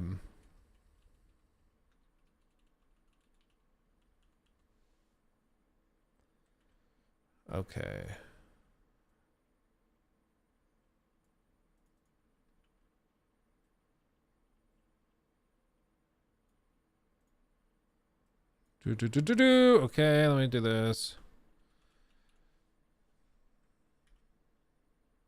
He uses his audience like a personal militia. Has he ever actually said, like, guys, like, chat, go do this, go flag this person's videos and stuff? Has he ever done anything like that bad? Because I don't think I've ever seen him do anything quite like that. But when he says, like, to somebody, my chat's gonna grill you, dude, they do. And they will, like, ruin somebody's life very quickly. Because again, when you have like 50,000 people in your chat and you just say casually to a few of them, go do X, or they might do X, you might get torn apart. Because it only takes like 5% or 1% of that audience to be such a flood of negativity that it's just overwhelming, you know? It really doesn't take much.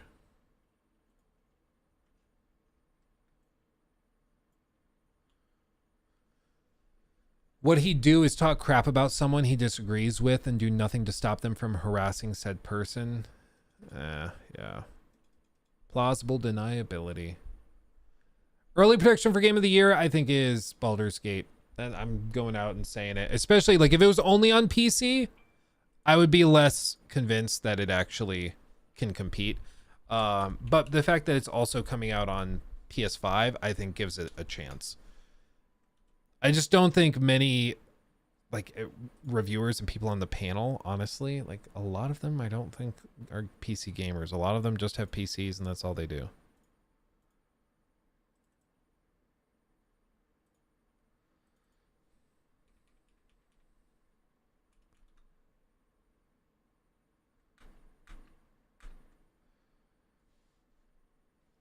Baldur's Gate is coming to Xbox, but not until next year because they can't get split screen working on the Series S.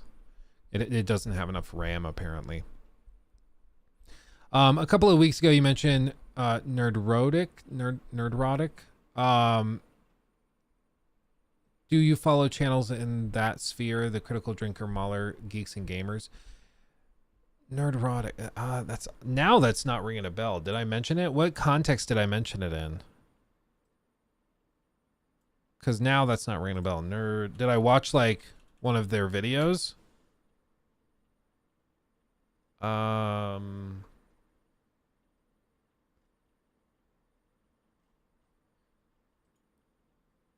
recognize the logo. Oh, did we react to... Yeah, I think we reacted to The Witcher is Dead video. Or like we watched a little bit of it or something like that. Yeah, it looks familiar, but I wouldn't say I'm like an active watcher. I mean, you can see, I think that's the only video I've ever clicked on of theirs. No, like shade. I just like straight up, I'm not familiar with them. So I don't really follow people in the other circle, in their circle. Critical Drinker. I think I've heard of that person. Mahler. I'm not sure if that rings a bell. And Geeks and Gamers. Maybe if I saw them. There was a Jimquisition today that said Baldur's Gate 3 should not be the new standard. Thoughts? I mean, I guess we can watch it. Jimquisition, and then we can do the Starfield thing.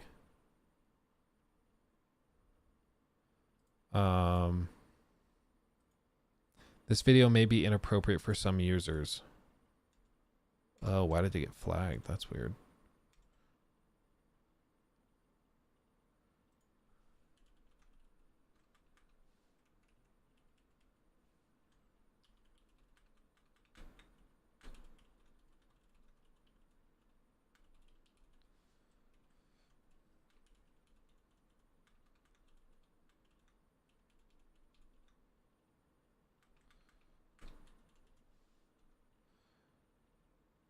Okay, sorry, I'm just tweaking the thumbnail and title for this Pirates of the Caribbean video because it's underperforming, so I'm trying to get in there and tweak it. Whenever we try different like genres of stuff, there's always growing pains with it.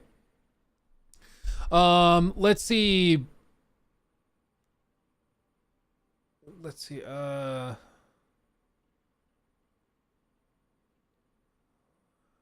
say I started playing Baldur's Gate 3 thanks to you, Luke, and damn, you're right, this game pops. I know, right, dude? It's great.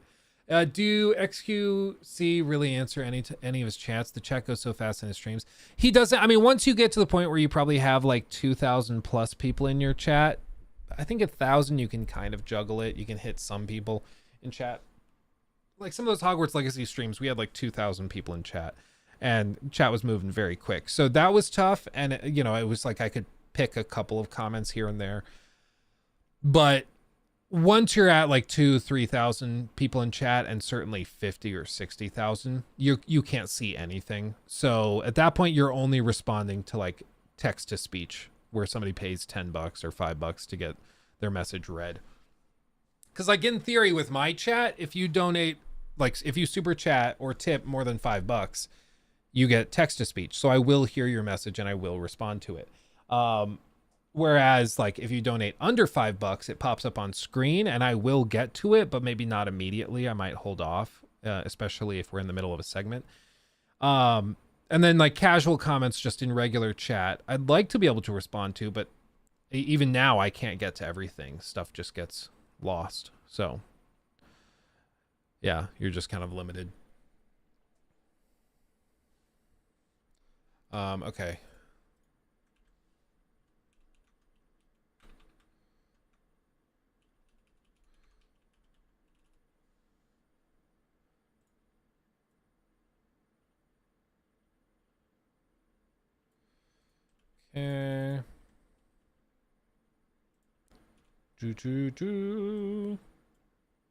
Why do birds suddenly appear close to you? Okay. I don't know what I am doing. Close to you. I don't know, I'm just trying to like tweak crap so that it can like perform a little better. Sometimes the thumbnails just don't really work. They don't click. And so then we got to get in there and we got to change stuff up to try something else. Sometimes it's just what you got to do, you know? You just got to change stuff. Who knows why some stuff doesn't work? I don't. I've been doing this for years and I still can barely tell when a video is going to do well.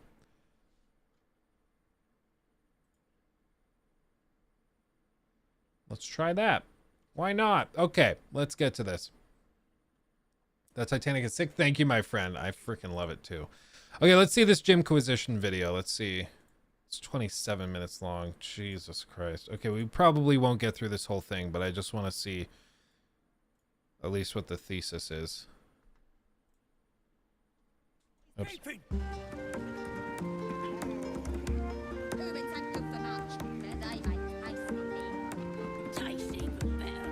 Okay, talk about Baldur's Gate 3 being the new industry standard. Yeah, no, I'm down to talk about it. Basically, the context for this is that a bunch of developers and stuff have been saying that it should not be considered the new industry standard for RPGs because this is a very rare circumstance where they had a huge budget, they had years and years to work on it, and then a lot of gamers are saying, it's not really our fault that it's considered the new standard. Like, it's just way better than most of the RPGs we've gotten in recent memory, so deal with it. Like, it just is what it is. Anyway, here's Wonderwall. Sweet, generous thing. Oh. Hello everybody, James Stephanie Sterling here playing Baldur's Gate 3, not Diablo, because, well, fuck it. Today we are talking indeed about Baldur's Gate 3, an incredible achievement in game development. It is deep, rich, complex, feature-packed, tells an incredible story with incredible characters, plus it has tits and full pain. People are saying it's the new industry. Just leaving that there. It does.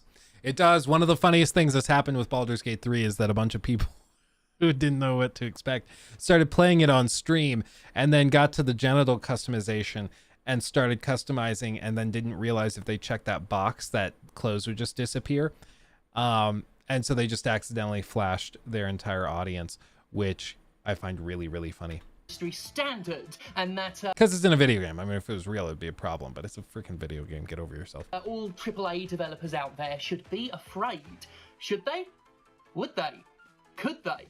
Full pain? Let's find out. Also, Baldur's Gate 3 is making a shit ton of money without microtransactions, but we'll get into that too. Now, if you'll fuck off, I'm going to let Astarion feed on me.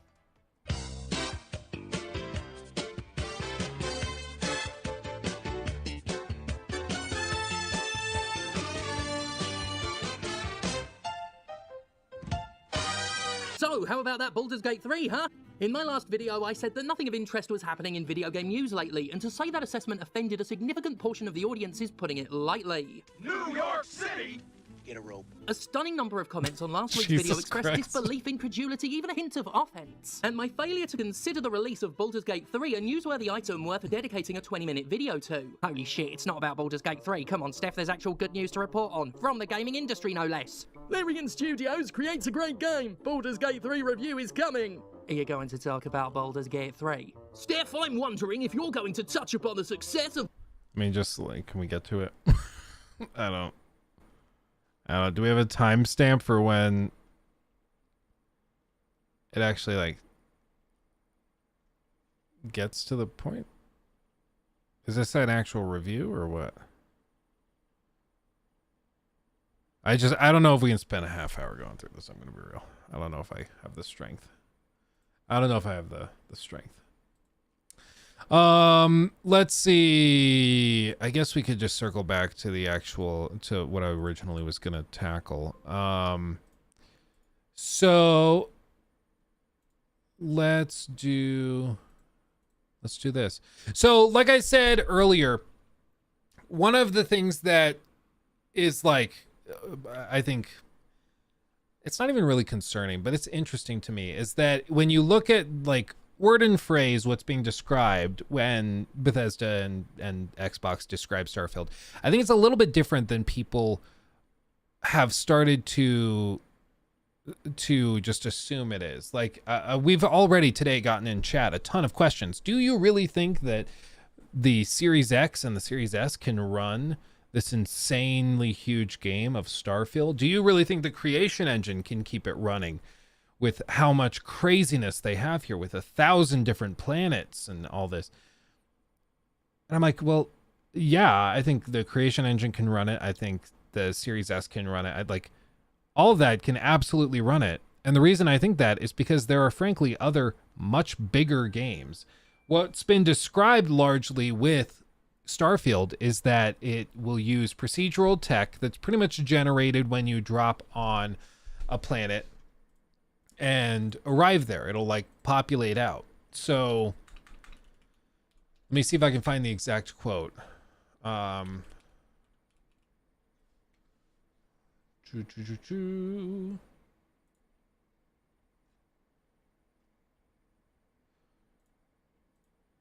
Let's see. So I think this will have some of the quotations we need. Let's see. We've had a peek at some of the planets in the Starfield Direct, but what we don't know is how unique each of the 1,000 planets will feel when it comes to exploring the universe. In an interview with IGN, God Howard, said, quote, "We do a lot of procedural generation in Starfield, but I would keep in mind that we've always done that. It's a big part of Skyrim in terms of questing and some other things that we do. We generate landscapes using procedural systems, so we've always kind of worked on it." Yeah, I don't think it's anything that crazy new. The difference is like they would generate landscapes and then they would basically lock it in. So they generate it, lock it in, it's set.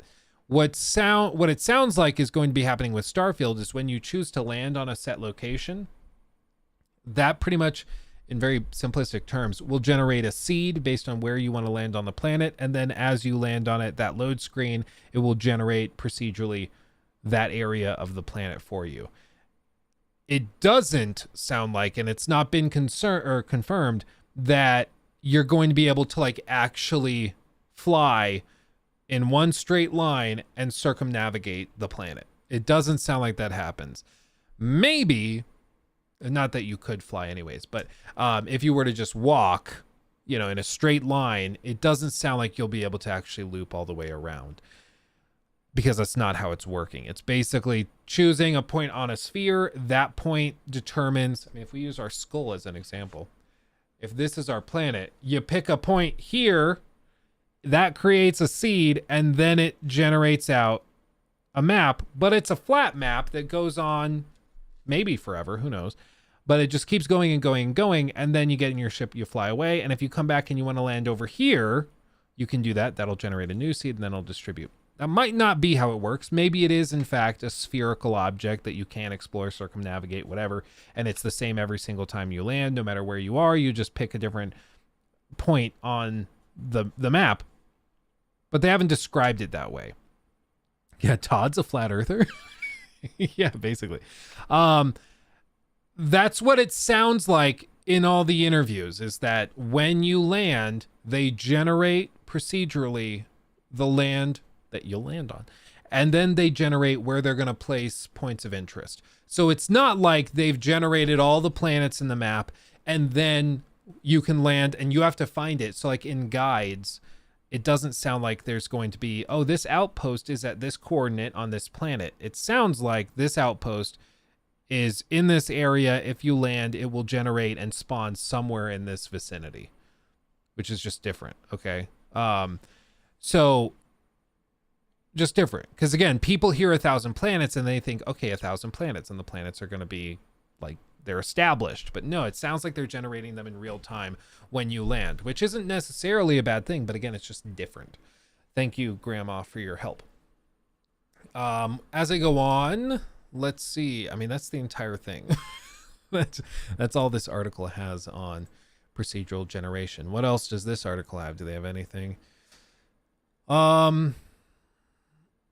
Let's see.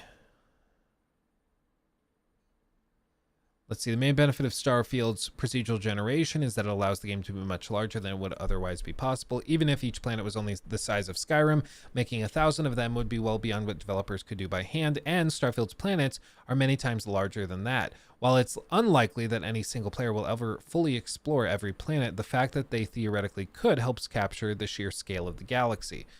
Starfield's procedural generation also has the potential to create some unique and natural feeling environments. Of course, this will depend heavily on the algorithm Bethesda uses. Still, the technology has come a long way since BGS used the procedural generation for environments like Elder Scrolls Arena and the sequel Daggerfall. There are some beautiful and realistic looking examples of procedurally generated landscapes, and what Bethesda has shown off so far looks promising. Yeah, there's certainly some interesting like landscapes. Again, the question is like, you choose to land on a planet, you land here, this is before you.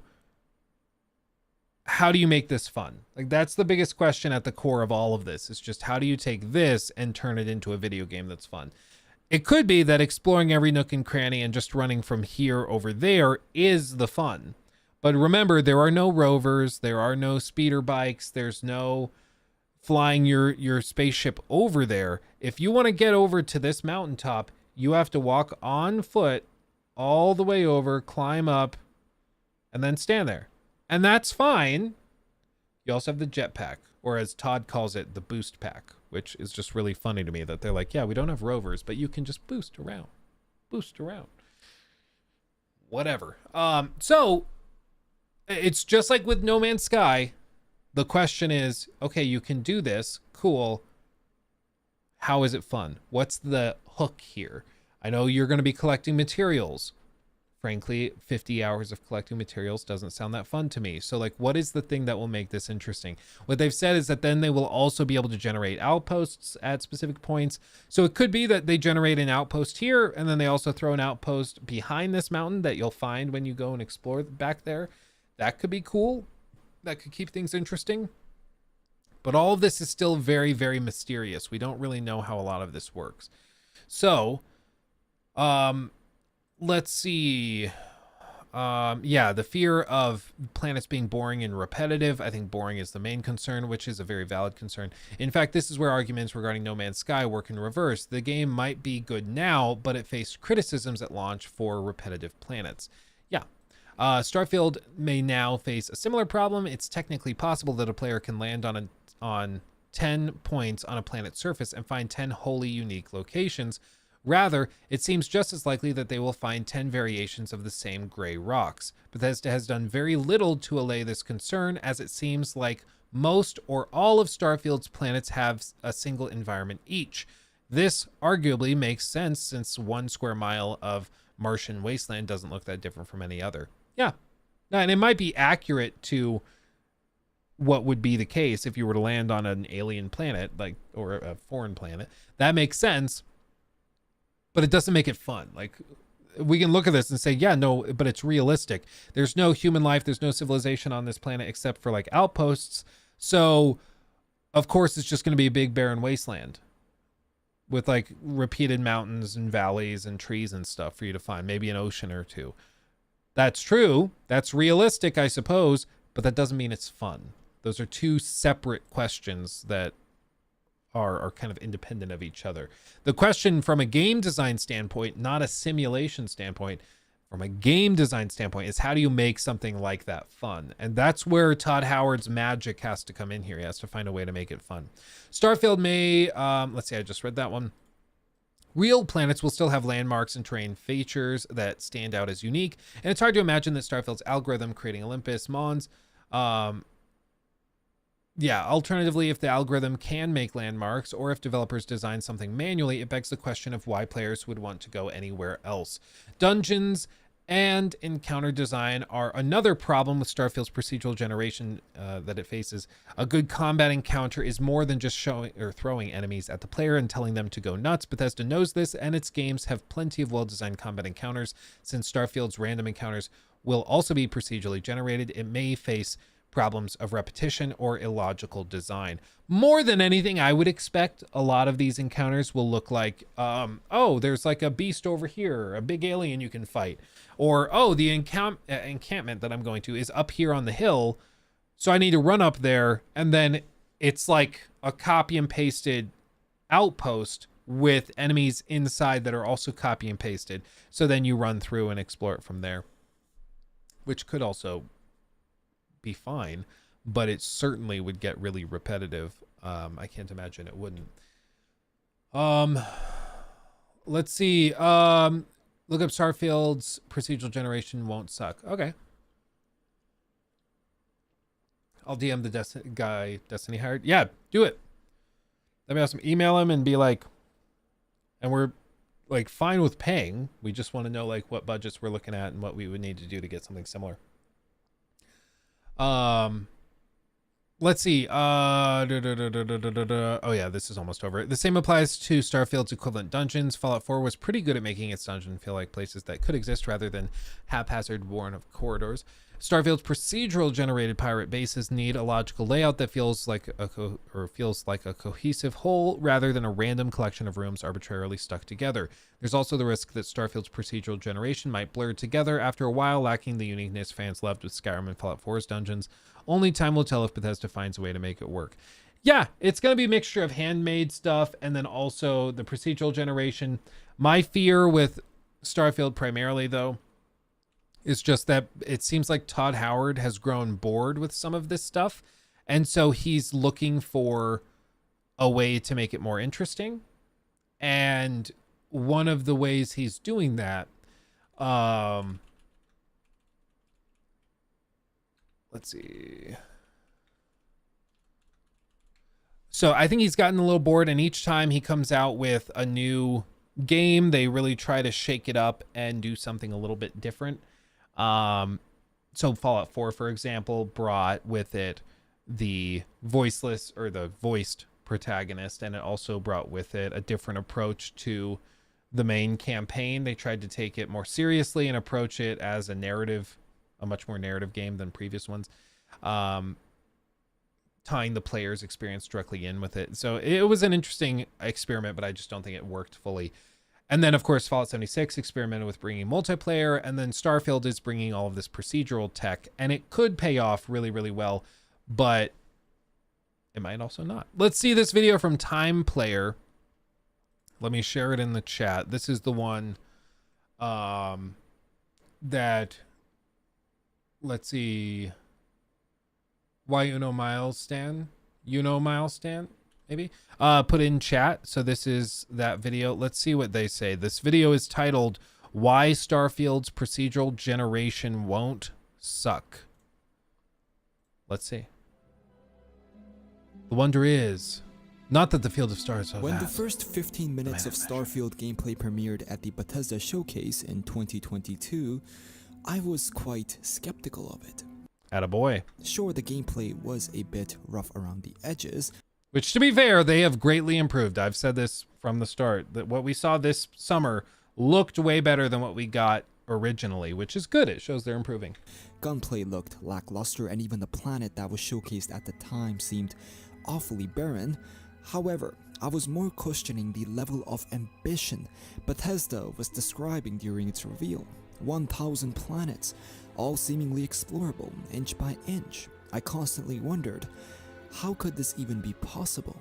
The staple mark of Bethesda games are the level of detail their worlds have, not only in the environments, but the interactions with those environments, and the people of those environments as well. The exploration nature of Bethesda games are what make them so damn memorable, and products that you can practically play for hundreds of hours without them ever feeling repetitive. Starfield.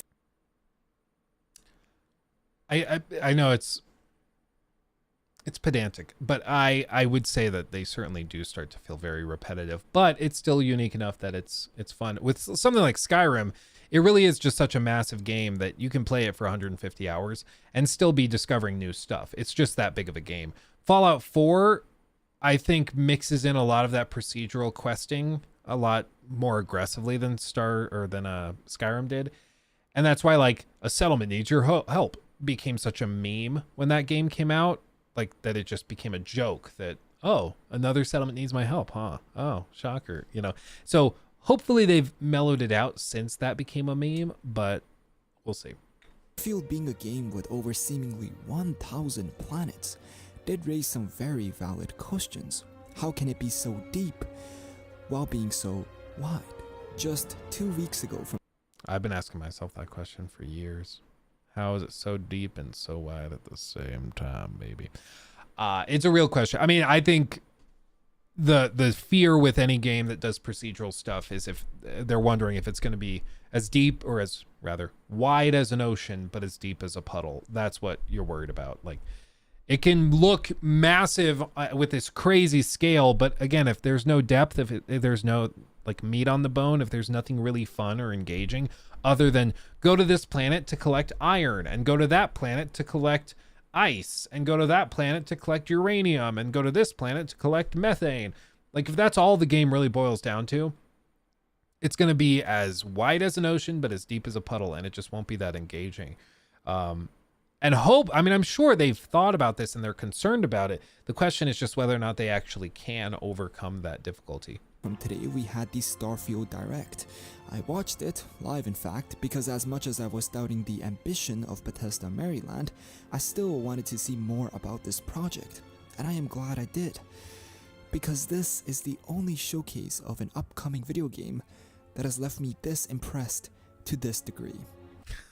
To the same level of like that guy that with No Man's Sky is like, this is the first time I felt a human connection.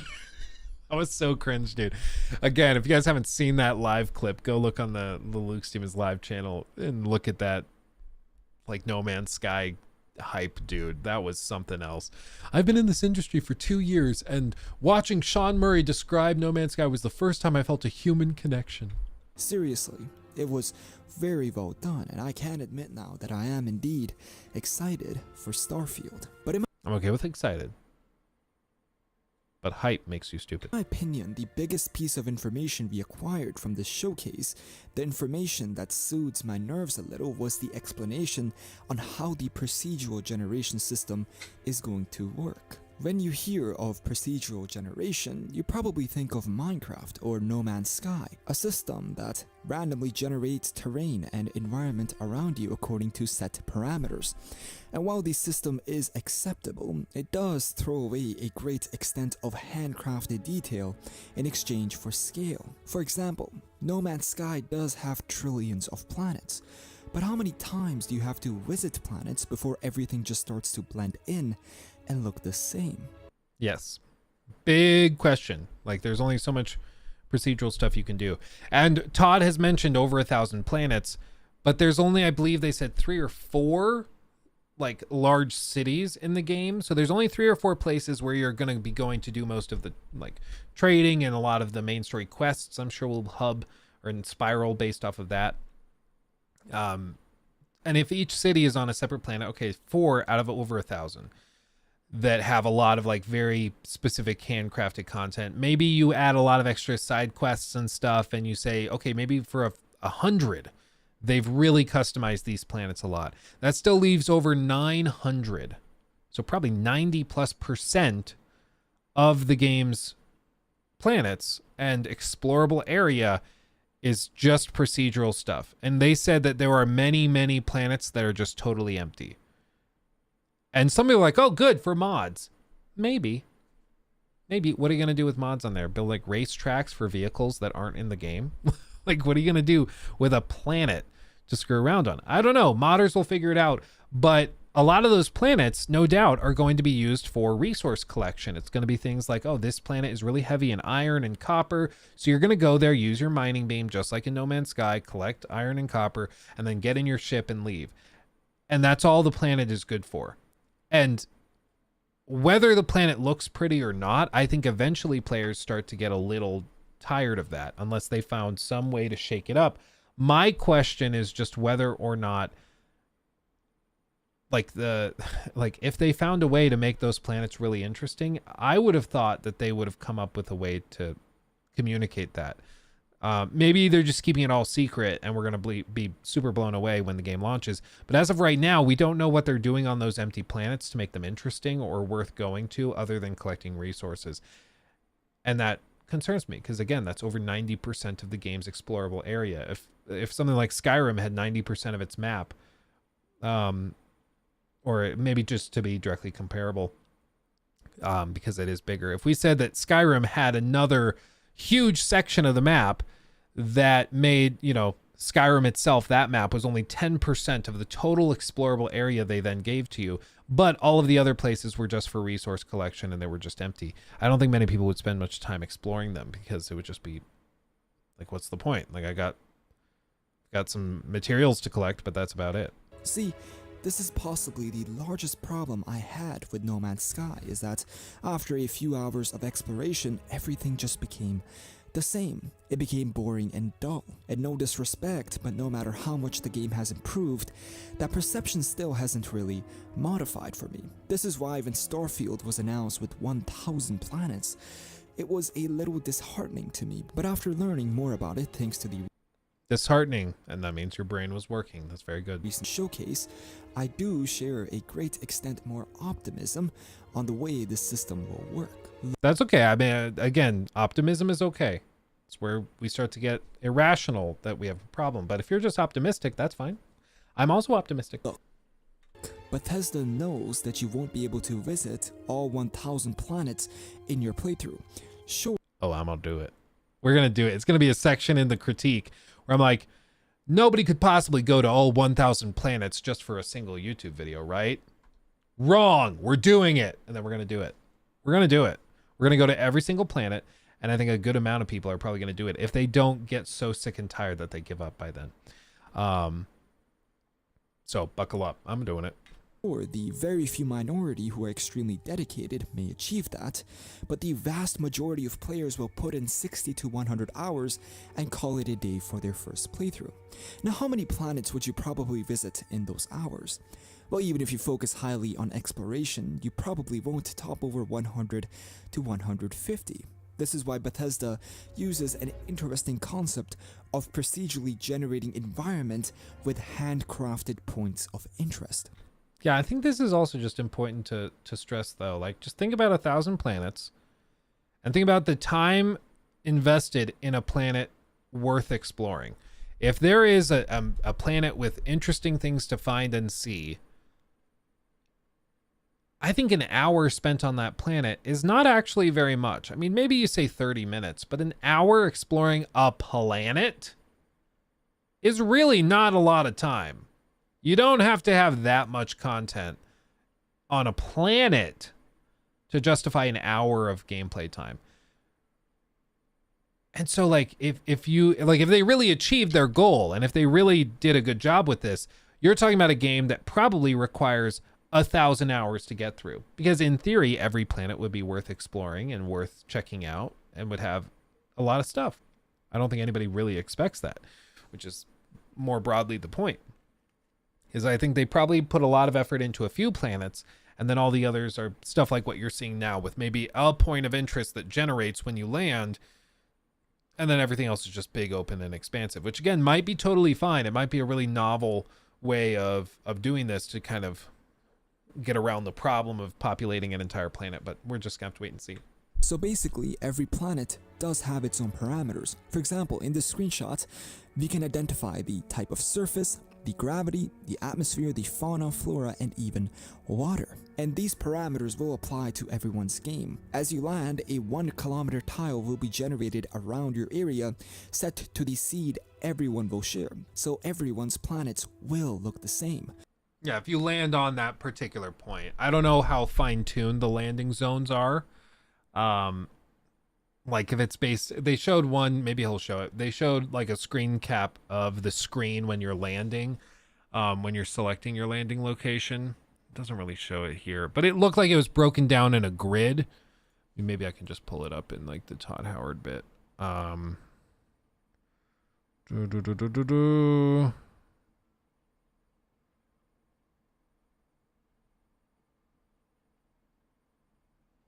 Let's see. That's the ship customization. The sun moves. Oh, maybe. Crafting. Not quite. But I mean, kind of like this. But basically, like, you can see how each of these areas are marked with certain resources. So if you selected, oh, I want to land here, I don't know if it snaps you over to a spot where they've already set for landing zones, or if you can pick literally any point on this and then it generates the seed based on that. I'm not sure. Word of your desert, thank you for the 5. Very generous. Thank you, my friend. First super chat as well. Wordier Desert 1 super chatted $4.99. I was wondering if you're going to check out the new Total War Pharaoh game that takes place in Egypt. I think so. I'm all about Egypt stuff, so yeah, I'm pretty sure. I actually have it on my Steam wish list already, so yeah, I'm keeping an eye on it for sure. But I mean, you can see here, you can select landing target with A. You just select a spot, and then it looks like he's got something built here, so you could snap to that and go there. But I'm wondering if like you set a landing target for over here and it just goes from there. I'm not sure. Again, there's just a lot of like questions with all of it. But what won't look the same are the points of interest inside of those planets. This short little clip that was presented during the direct confused a vast amount of people. Everyone wondered, will the points of interest look different on that part of the planet every time I visit it? And the answer to that is no. What they were trying to portray was how everyone's game's points of interest will be different. Bethesda has roughly created over probably at least a few hundred different and unique points of interest. So over probably at least a few hundred. I mean, I would be shocked if it was less than that. I would agree. Like, they're trying to populate 1,000 planets with interesting stuff. You'd think they'd create at least like a few hundred points of interest to spawn. But what he's saying, again, just to be clear, is like when you land on a planet like this, like say we land there, right here on the corner in this little divot. If they have it set to generate 1 outpost, 1 mercenary camp, and then a monster, let's just say that, what they'll do is they will land you there using the seed for the planet, and they generate the kilometer around you, and then they go in and they drop procedurally where the outpost is, where the bandits are, where the monster is, all that. But that's placed randomly around. So when you're doing like a guide or something, if you're trying to watch a tutorial of where to get this good piece of armor or whatever, like everybody does, you're gonna see it's like, go to this planet and land in roughly this area and look around for a bandit camp. It should be within 1 kilometer. You'll find it somewhere and then you can go. It could actually lead to interesting moments where like there is no just quick dart to this spot to grab this item and leave. It's like, no, it's going to be somewhere different every single time. Even with quests, it's not going to be like there's a clear objective marker. Hopefully they do this. Hopefully they have it set so like you go to an area of the planet and they give you like a big circle here and they're like, yeah, last contact with this person we need to trade with or kidnap or whatever is in this area. And so you land smack dab in the middle and then you look for them. That's what I would hope we get, but time will tell. Time will tell. Hold on, my screen is all zoomed in. Okay. Every time you land on a new planet, the game will analyze what type of planet it is, if it is barren, if it has water, if it is already booming with civilization, if it has alien life, etc., and then according to the set parameters, the system will pull 1 or 2 points of interest out of the large library and place them randomly onto the map for you to see. I mean, I think it's a little more limited just because you have restrictions with, you know, the type of planet. Icy objects or icy outposts are not going to go onto desert planets and stuff like that. This is funny that we have palm trees, like straight up palm trees. I mean, that's just funny to me. Yeah, on an alien planet, what are the odds? This is a great system because it enables Bethesda to show the player what they want you to see while also retaining that sense of scale and vastness. Now, it was a relief to hear about the way this system would work, and it definitely did get rid of a large worry of mine. But there was another question that introduced itself after this, and it was, what if it starts to feel too artificial? What if every time you land on a planet, the game overwhelms you with its points of interest? There's always dozens of bases around you and too much stuff to see. Wouldn't that remove the feeling of discovery and that needed emptiness of a planet, especially ones in distant solar systems? I mean, maybe for some people who are getting really, really immersed, but I mean, again, I think it's just important to remember that this is a video game first and a space simulator second. Other games like maybe Star Citizen, they lean more into simulation than they do video games, so they can get away with doing some of that stuff where you just have big empty planets, and that's kind of the point because they're planets and they're empty. Whereas Starfield is trying to be a fun video game, so I think they're going to gamify a lot of this stuff. It was worrisome to me as well that it may be too populated, but during a recent interview with Todd, he also clarified this question. You know, I think it is a moment when you land on some of these barren planets. And again, we will generate certain things for you to find on them. But if you look at a planet, you see the resources, it has things you want.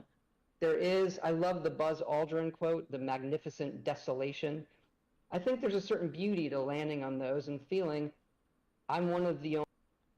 Yeah, I specifically like this shot. I just like that shot.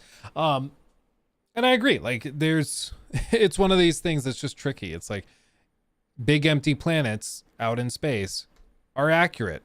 If you're trying to stick to the theme, that's going to be there for sure. Whether that makes for a fun video game is another question, you know, and that's kind of the main point is just they have to be clear with players and they have to communicate like, listen, some of the places you go to explore, there's just not going to really be anything on them. And in those moments, take in the sights and then move on. That's okay. And I think as long as they can communicate that, that's fine. There's going to be a lot of players who like land on this planet and then just try to run for miles and see if they can discover something interesting. And I would guess that there's a good number of players that waste a good amount of time doing that. I mean, I'm going to be one of them. What I'm going to do is we're going to do a little testy test where we probably do like a 6-7 hour stream. And all I'm doing is running straight. Because I really want to know if you can actually circumnavigate these, or if it is the case that like with some of these planets, if you land here and then you run all the way across, do you actually reach water? Like, will you actually reach the end of the continent? You know, they might have some of these broken up in ways that you can't circumnavigate no matter how much you try. Like they build them in little cells that are broken up by water or really high mountains that you can't scale. I don't know. You want me to mod for 7 hours straight? Yes. No, I mean, honestly, I might not even be sitting in the chair for most of it. I might just put like a weight on the W key and just run straight. We'll go find an ice planet or something. And I don't know. We'll just see if we can circumnavigate the whole thing. As, you know, for science. The only people or the only person to ever visit this planet. So it's a difficult design thing. If you add too many things, if it's generating too many abandoned bases or towers or things to find, it starts feeling too gamey in some of those locations. So I think we've dialed that in pretty well. So yes, if you land on a barren, isolated moon far away from civilization, you probably won't see human bases in the area, and the game would rather prioritize points of interest created by nature itself. However, the system is also not flawless whatsoever. It has some giant limitations. In fact, this is the exact reason why rovers and atmospheric flight are not present in the game, because the system... I'm so glad that me whining about this has like allowed people to talk about it. It's not just me. A lot of people have talked about this, to be clear. And I think it's just because it's such a seeming glaring oversight. I know, maybe not oversight. I don't think oversight is the right word. Omission.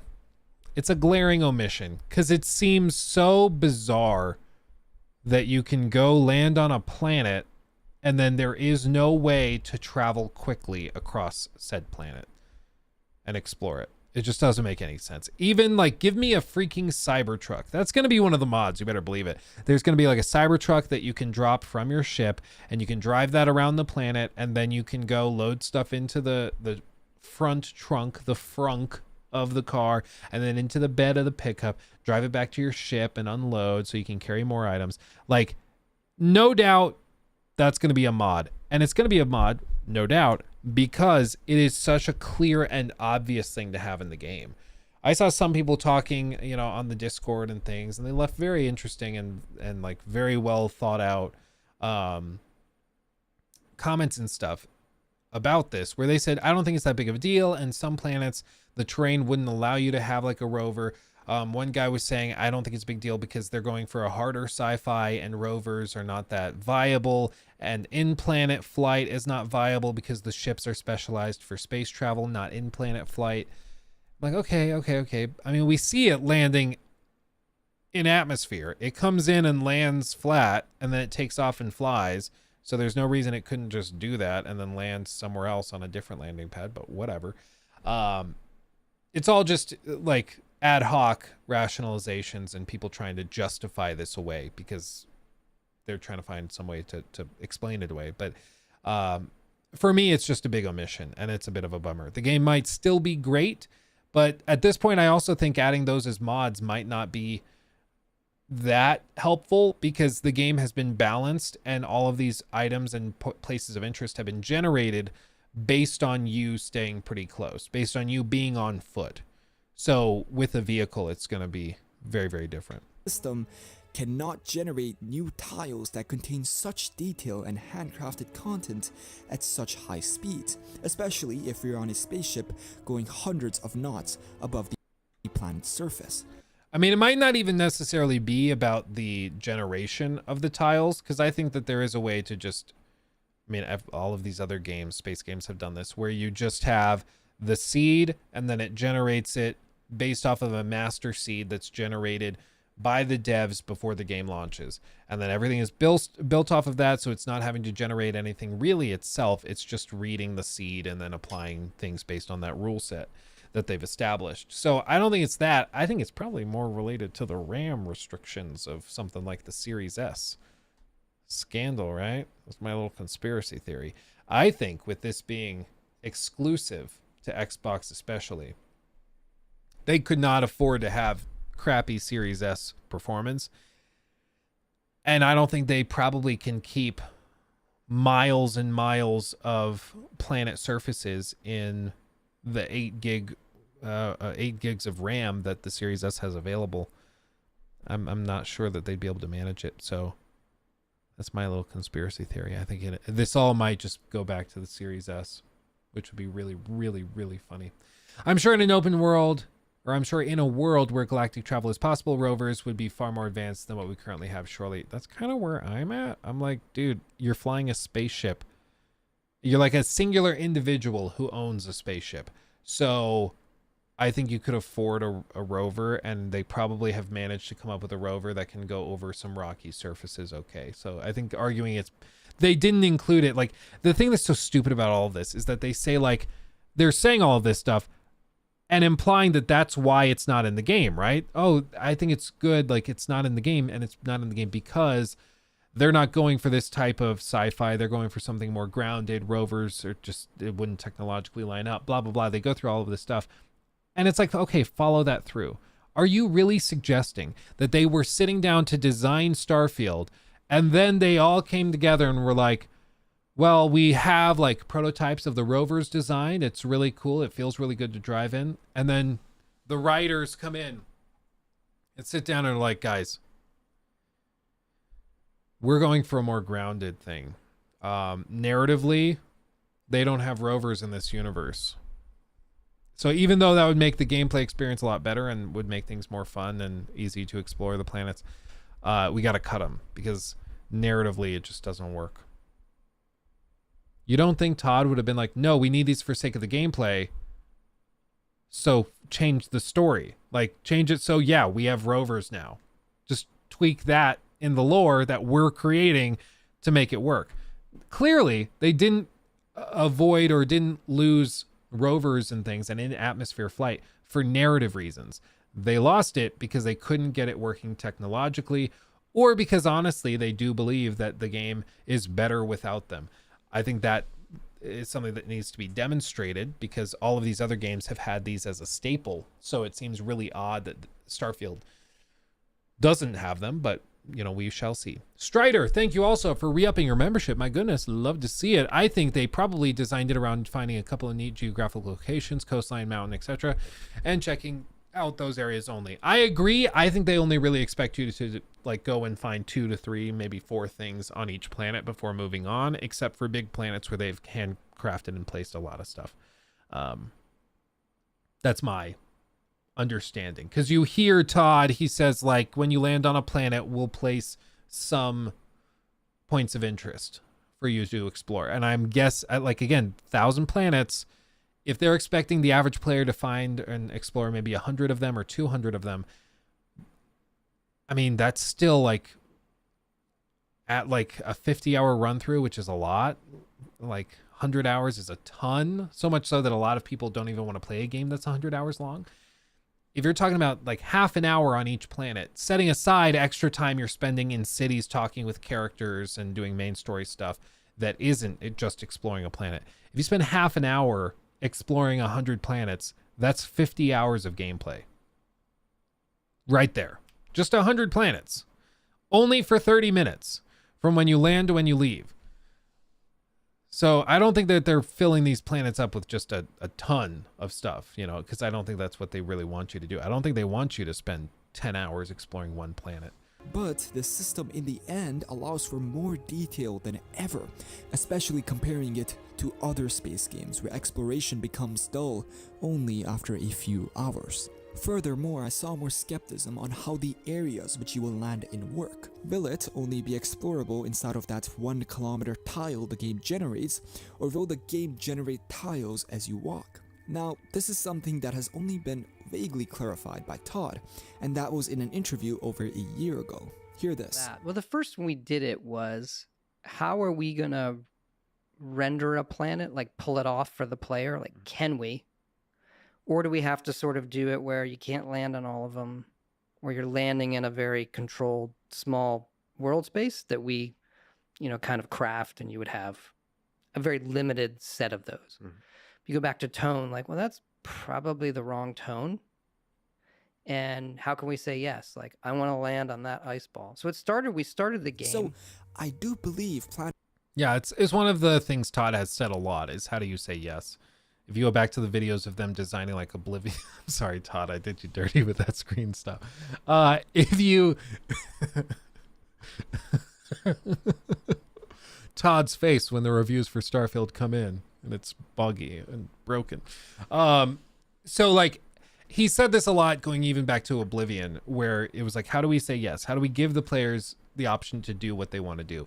And I can respect that. It's noble to want to give players as much freedom to do as much as they want. You know, I think that that's a good philosophy to have. And so if he's, you know, discussing how he's generating this and saying, yeah, we don't like being super restrictive, you have to wonder, okay, so you aren't going to be super restrictive. You're going to let us just run. How does that work with the procedural generation stuff, which is what he's referencing? Planets will be kind of endless. As you walk towards the edge of one tile, the game will generate a new tile in the background, which once again gives further reasoning why land vehicles and atmospheric flight on the game are not present, because it would overload the system. Even more evidence of this actually comes out of a Reddit post made by Bet Stranger. As you can see in the screenshot taken from the direct, the player is 1,200 meters away from the ship, meaning 1.2 kilometers, which is greater than the 1 kilometer tile Todd said. So it is evident that no, you will not be limited to explore around your ship.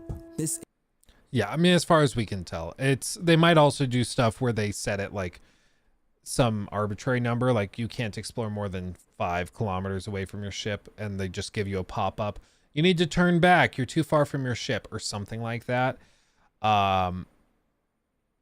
Just something. Or you can fast travel back to your ship, whatever it may be. I still think there's something like that, because again, I don't think that they're going to let you just circumnavigate a planet. I don't think that they have the tech for that. It doesn't sound like it. So we shall see. We'll see. Is truly all great. Also, David, thank you. Knocking on the door for almost 1 year. Might have to ask for a raise in 2 months. Long JK, keep the grind, Luxer. David Bryan, yeah, 10 months. Gee whiz, that's crazy. 10 months, my goodness. Well, congratulations. That's fantastic. Much love. But even after all of this, possibly a radio connection to your ship. Yeah, they're going to do something like that. It's going to be like, your life support systems are dropping. You need to get back to your ship, or, you know, if something goes wrong, you won't be able to be saved by your crew. Like, they'll say something, you know, your comm link is being severed if you get farther away from your ship. So they'll do something to keep you close. Explore around your ship. This is truly all great. But even after all of this very positive information, I still have one small worry about the system, and that involves how many handcrafted points of interest has Bethesda really created. Now, as I said before, that the number of points of interest will range in probably at least a few hundred, but that is my own speculation. Bethesda has actually not said anything about the number of points of interest they have made, and if this number falls too short, such as only in the few dozens, then that is a giant problem. Because if the same points of interest begin to repeat only after visiting a dozen or so planets, that can be quite immersion breaking. For example, imagine if you saw the exact same crashed capital ship that you just saw a few hours earlier, but on a different planet. Hopefully, Bethesda is smart about this and has created a number where even when some points of interest begin to repeat and show up again, the player won't even notice it because it's been so long since they saw that exact same point of interest. Yeah, I mean, that's the no-brainer, is just, oh, if we have 50 points of interest, we just loop back on it. So you don't see example A until you've gotten all the way through Z, and then you go and you see A again. But again, I mean, that it's a little more nuanced than that, because like on certain planets, there's only going to be certain types of encounters or certain types of landmarks or points of interest. And beyond this, it's just how many of these points of interest are actually like worth exploring the planet for. You know, that's something we just don't know yet. So anything above 300 would be a good amount. Furthermore, modders can take advantage of the system and pump out their own points of interest for the player to see, adding to the pool of the number.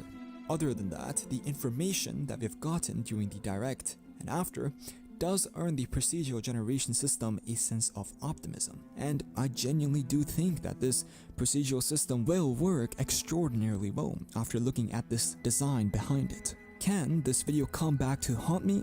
Of course. But Starfield has genuinely reignited that spark of excitement for video games that I've not felt ever since forever. Ever since forever.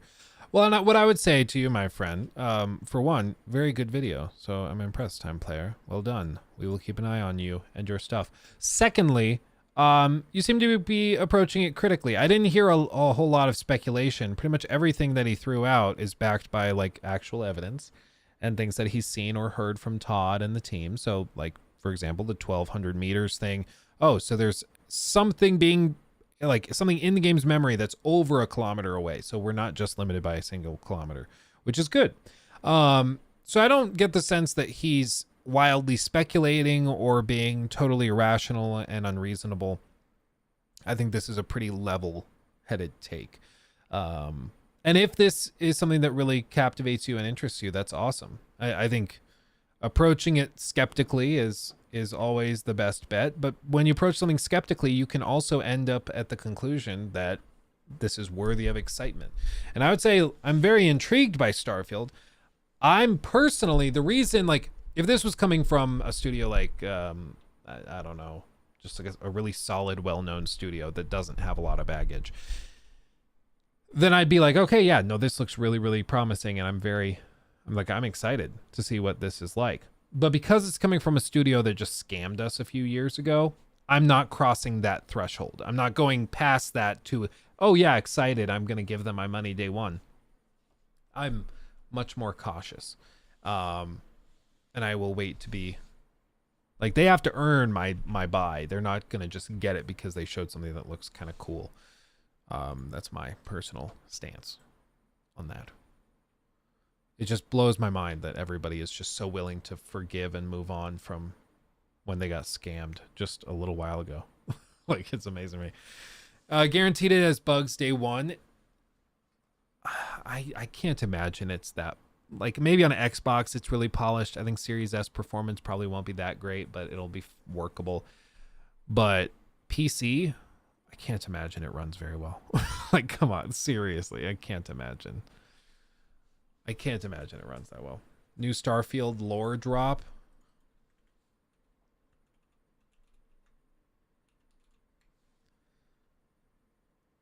Really? Was this like...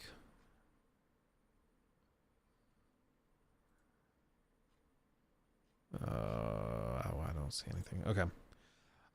Yeah, I really hope that Starfield is fantastic. But again, like, I'm not going to jump to the point of hype because they, like, literally scammed us just a little while ago.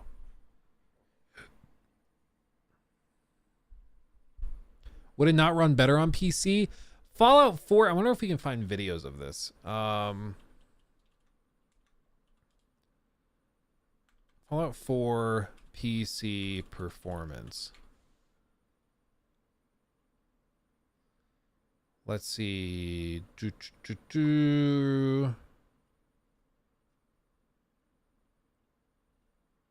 don't... I mean, I want to see it back in 2015. Like, original launch.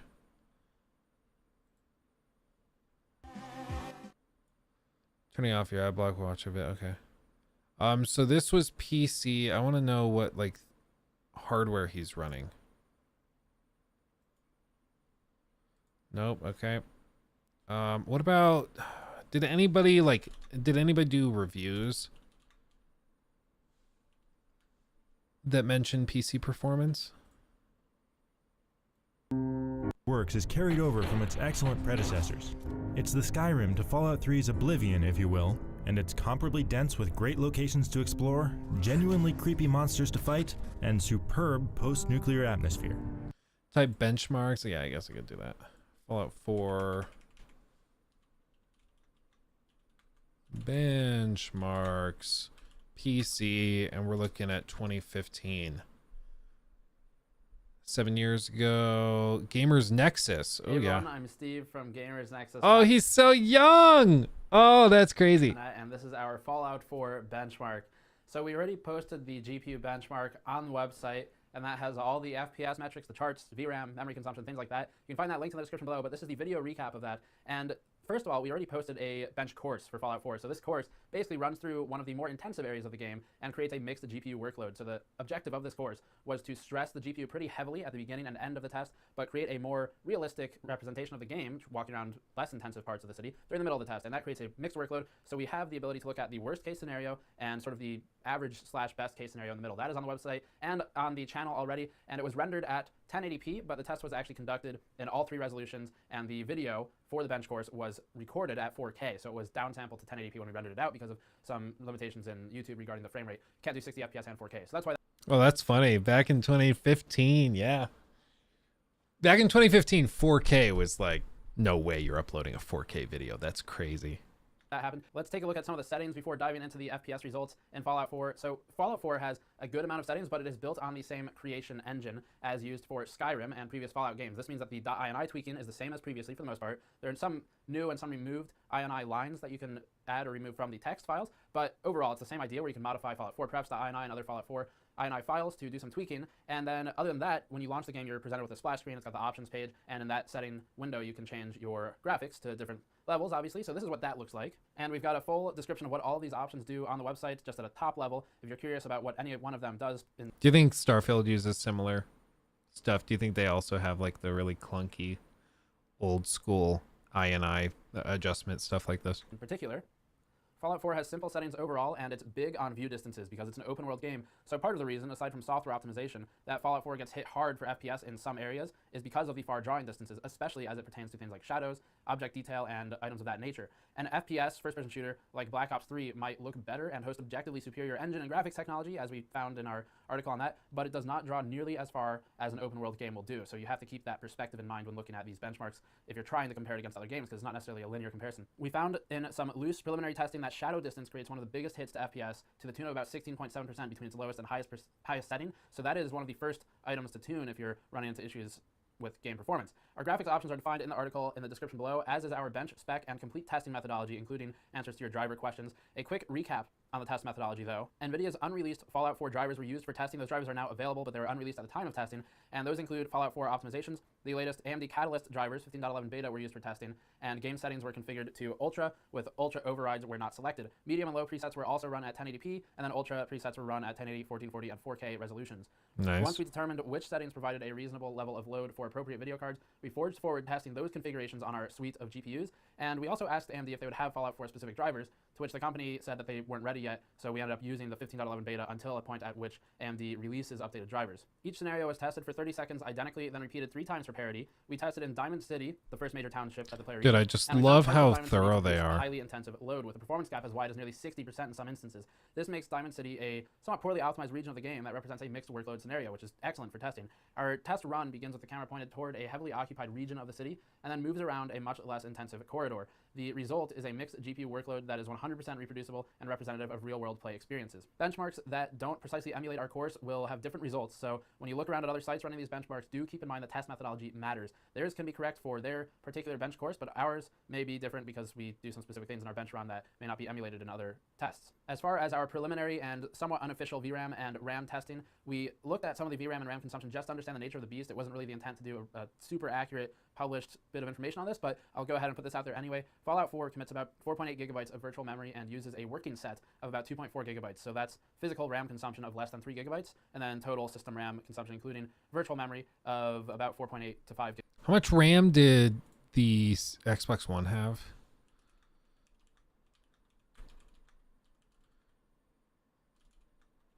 Yeah. It had 8 gigs, so it was running on like under 3 gigs for most of the game. That's kind of impressive. I'll take that. They updated their engine. No, they've updated their engine with literally every single release that they've ever put out. That's why, like, I did that whole video on the Creation Engine 2. Like, is it a real new engine? I'm like, by like every single definition, no. Like, it's just, they slapped a 2 on this update. Just like Unreal Engine 5 is the same as Unreal Engine 4, just with a bunch of upgrades and tweaks. But it's still Unreal Engine. You know, all of the quirks of Unreal Engine are still there. And with Creation Engine, putting a 2 on it just is like, it's mostly for marketing. Like, this is what's boggling to me. Mind-boggling is like, everybody agrees that these companies are just trying to sell you on the game. And then when the time comes for them to pitch their latest game like Starfield to you, they look at the stats and they're like, oh, most people wish that we had a new game engine because they think our engine sucks because we always have buggy stuff. Then they go, okay, well, what if we just said that our new engine, which has received upgrades, what if we said that's a brand new engine entirely? What if we said that's the Creation Engine 2? So then we get everybody really excited because it's a brand new engine, more people will buy the game. And so that's what they do. And then everybody somehow, like in the Starfield subreddit, is like, oh, it's a new engine. Yay! That sounds right to me. Like, guys, they're not your friend. They're trying to sell you on the game. Think. Drives me crazy. Yeah, Creation is still Gamebryo.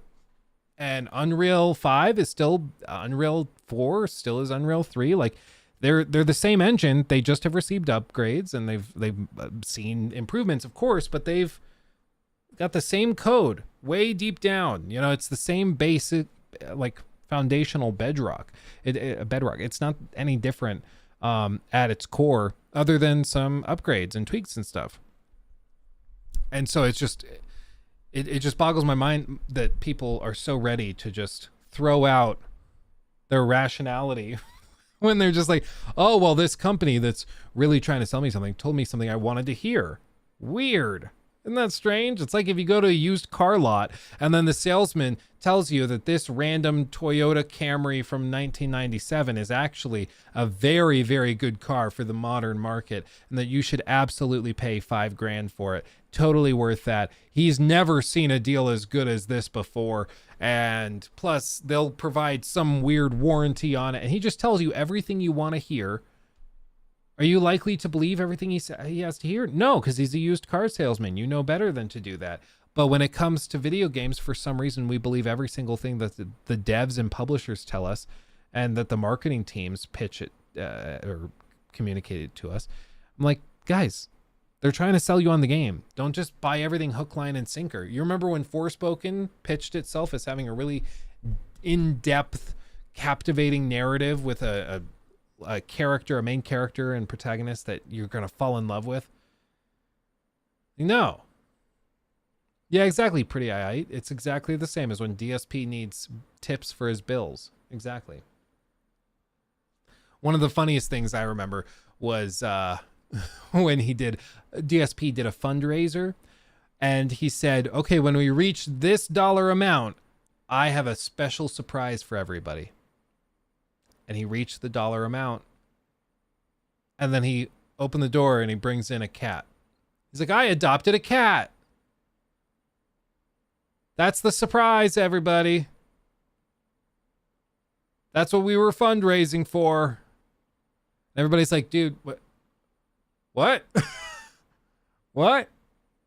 Huh? How did that make any sense? Thank you, Dum Dum. Just became a member. I'd love to see it. Thank you, my friend. Yeah, it was just stunning. It was like, we would have seen the cat in another stream. So like we know that already. Like, what are you talking about? So real story, real quick. One of my buddies from back in the day, I'm not going to name names or anything because this might embarrass him, but there was, a good friend of mine one time we were like in college, living in the same like place at the time. We were all roommates, and he throws out, he's like, I think we could really use like a house mascot, like a house pet for us all to kind of see as our mascot for the college house. And we're all like, what are you thinking? Like, what do you mean? We all get a dog and share the dog? I don't know if that's good for the dog. Plus, we're going to graduate in 6 months or a year or whatever. And where's the dog going then? Like, how does that make sense? He's like, no, not a dog. I was thinking I would go and get a bearded dragon, buy a bearded dragon, buy the enclosure, buy all the stuff to take care of the bearded dragon.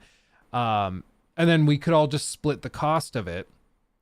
And then when I graduate and move out, I'll just take him.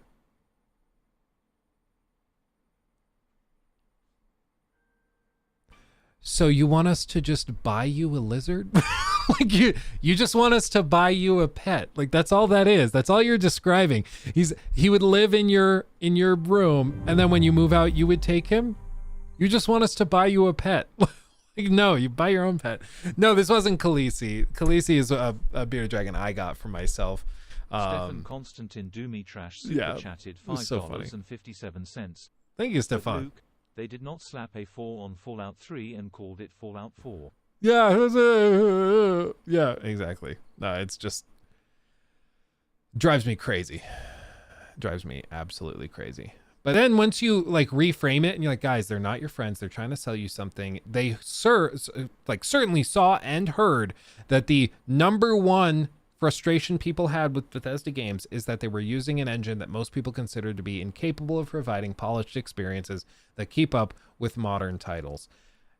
Whether like a straight engine swap is viable or not is not really my problem. Like, I understand none of this is as easy as just, oh, swap to this engine, go build a new engine. Like, nothing is that simple. It's extremely difficult to do something like that. And even then, the Unreal Engine like 5 stuff might look good in demos. Building a full game the scale of something like Bethesda Game Studios tends to build in is not that easy in Unreal Engine. Not at all. It might look like it in the trailers and stuff, but it really isn't. It's why like CDPR is having to do a ton of custom work on the Unreal Engine to get it working the way they need it to work. So it's not that simple. But the point is, Bethesda looked at that, saw overwhelmingly people want a new engine. Let's just slap a 2 on it. Why didn't they slap a 2 on it back with Skyrim? They did Creation Engine for Fallout 3. Why didn't they do Creation Engine 2 with Skyrim? And then Creation Engine 3 with Fallout 4, Creation Engine 4 with Fallout 76, now Creation Engine 5 with Starfield. Why didn't they do that? Well, just frankly, because there was a time when the Creation Engine was seen as an asset, when people heard, oh, it's a Creation Engine game, and that was a good thing. It's the same engine that they built Fallout 3 and Skyrim in. That's awesome. Don't change that. And now, Creation Engine is anathema. People are like, no, get rid of it. So... yeah. Why haven't they made a new game engine in after 20 some years? Well, again, it's not like, to be clear, I'm not saying that they should just get a new engine. I know that's the meme. I'm not saying my suggestion is get a new engine. I'm saying people have lost faith and confidence in the Creation Engine to provide a polished experience, because every single game they've released for the last 20 years have had major performance issues and bugs and stuff at launch. So if they want to win back user confidence, they need to win it back. But at this point, the only way they're going to do it is by launching a polished game and showing that they can do it. And maybe Starfield is the polished game. And we'll all be blown away by how polished it is. I'm hoping that's what it is, but we'll just have to wait and see. Because again, it's not as easy as just get a new engine. It's not as easy as just code a new engine. It's not. Like, even moving to Unreal Engine 5 for CDPR is a multi-year process where basically everything goes on hold while they work on upgrading tools, on getting it working with their cash flow, with their workflow and their pipeline. And then you also have to go in and you have to train all of your employees how to use that when they've been using this other software for some of them decades. So it's just not as simple. Unreal Engine 5 is becoming problematic. I think people just have seen trailers from it and like what fans have made in it, and it looks really good on the surface. But you also have to remember that there's a lot of Unreal Engine 5 games that are, or Unreal Engine 4 to be specific, that launched really, really buggy, really, really lacking in performance. A lot of games recently, whether you're looking at Jedi Survivor or I think Callisto Protocol was also one, like all of these games launched with severe stuttering and shader compilation issues at launch, and they were all Unreal Engine games. So it's not just a magical panacea. You know, Unreal Engine is not magic. It still has restrictions as a software. It's just different.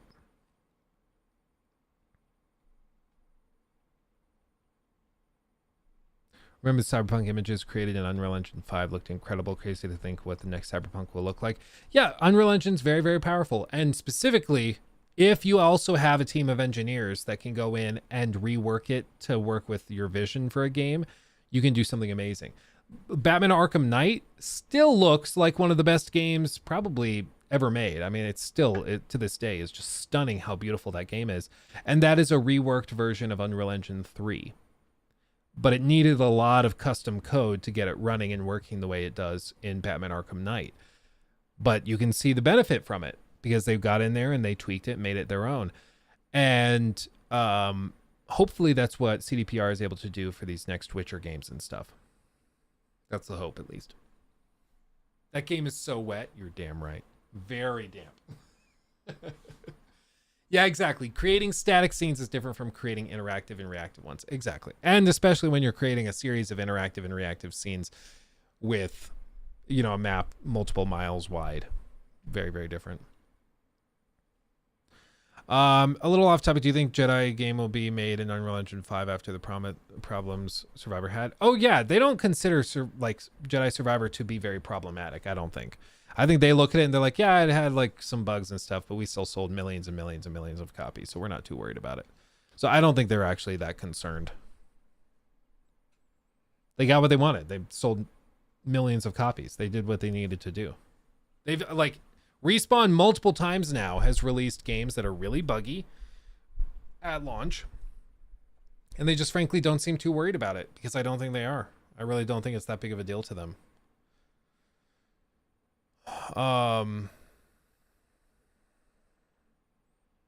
Oh yeah, you're good, Rocky. You're good. It's always a thing, but it's usually there are like 20, 30, 40 people in there, so I usually am able to juggle it too. Thoughts on Jedi Survivor coming to PS4? It's not even running on the PS5 right now very well, so I don't even know what that's going to look like. That's going to be a disaster. We'll see. We'll see. But anyway, guys, we've been going for a while now. I am about to pee myself, so well, I think we're going to call it there. I have had a wonderful time with you guys. This has been a joy. I wish you all absolutely the best. Go watch the new video on the channel on the Pirates of the Caribbean game that never was. Go check that out yourself. And we will talk on Wednesday for the next stream. Stay safe. I can't talk. Stay safe, everybody. I love you very, very much. Go check out the new video. Hugs and kisses. Bye-bye.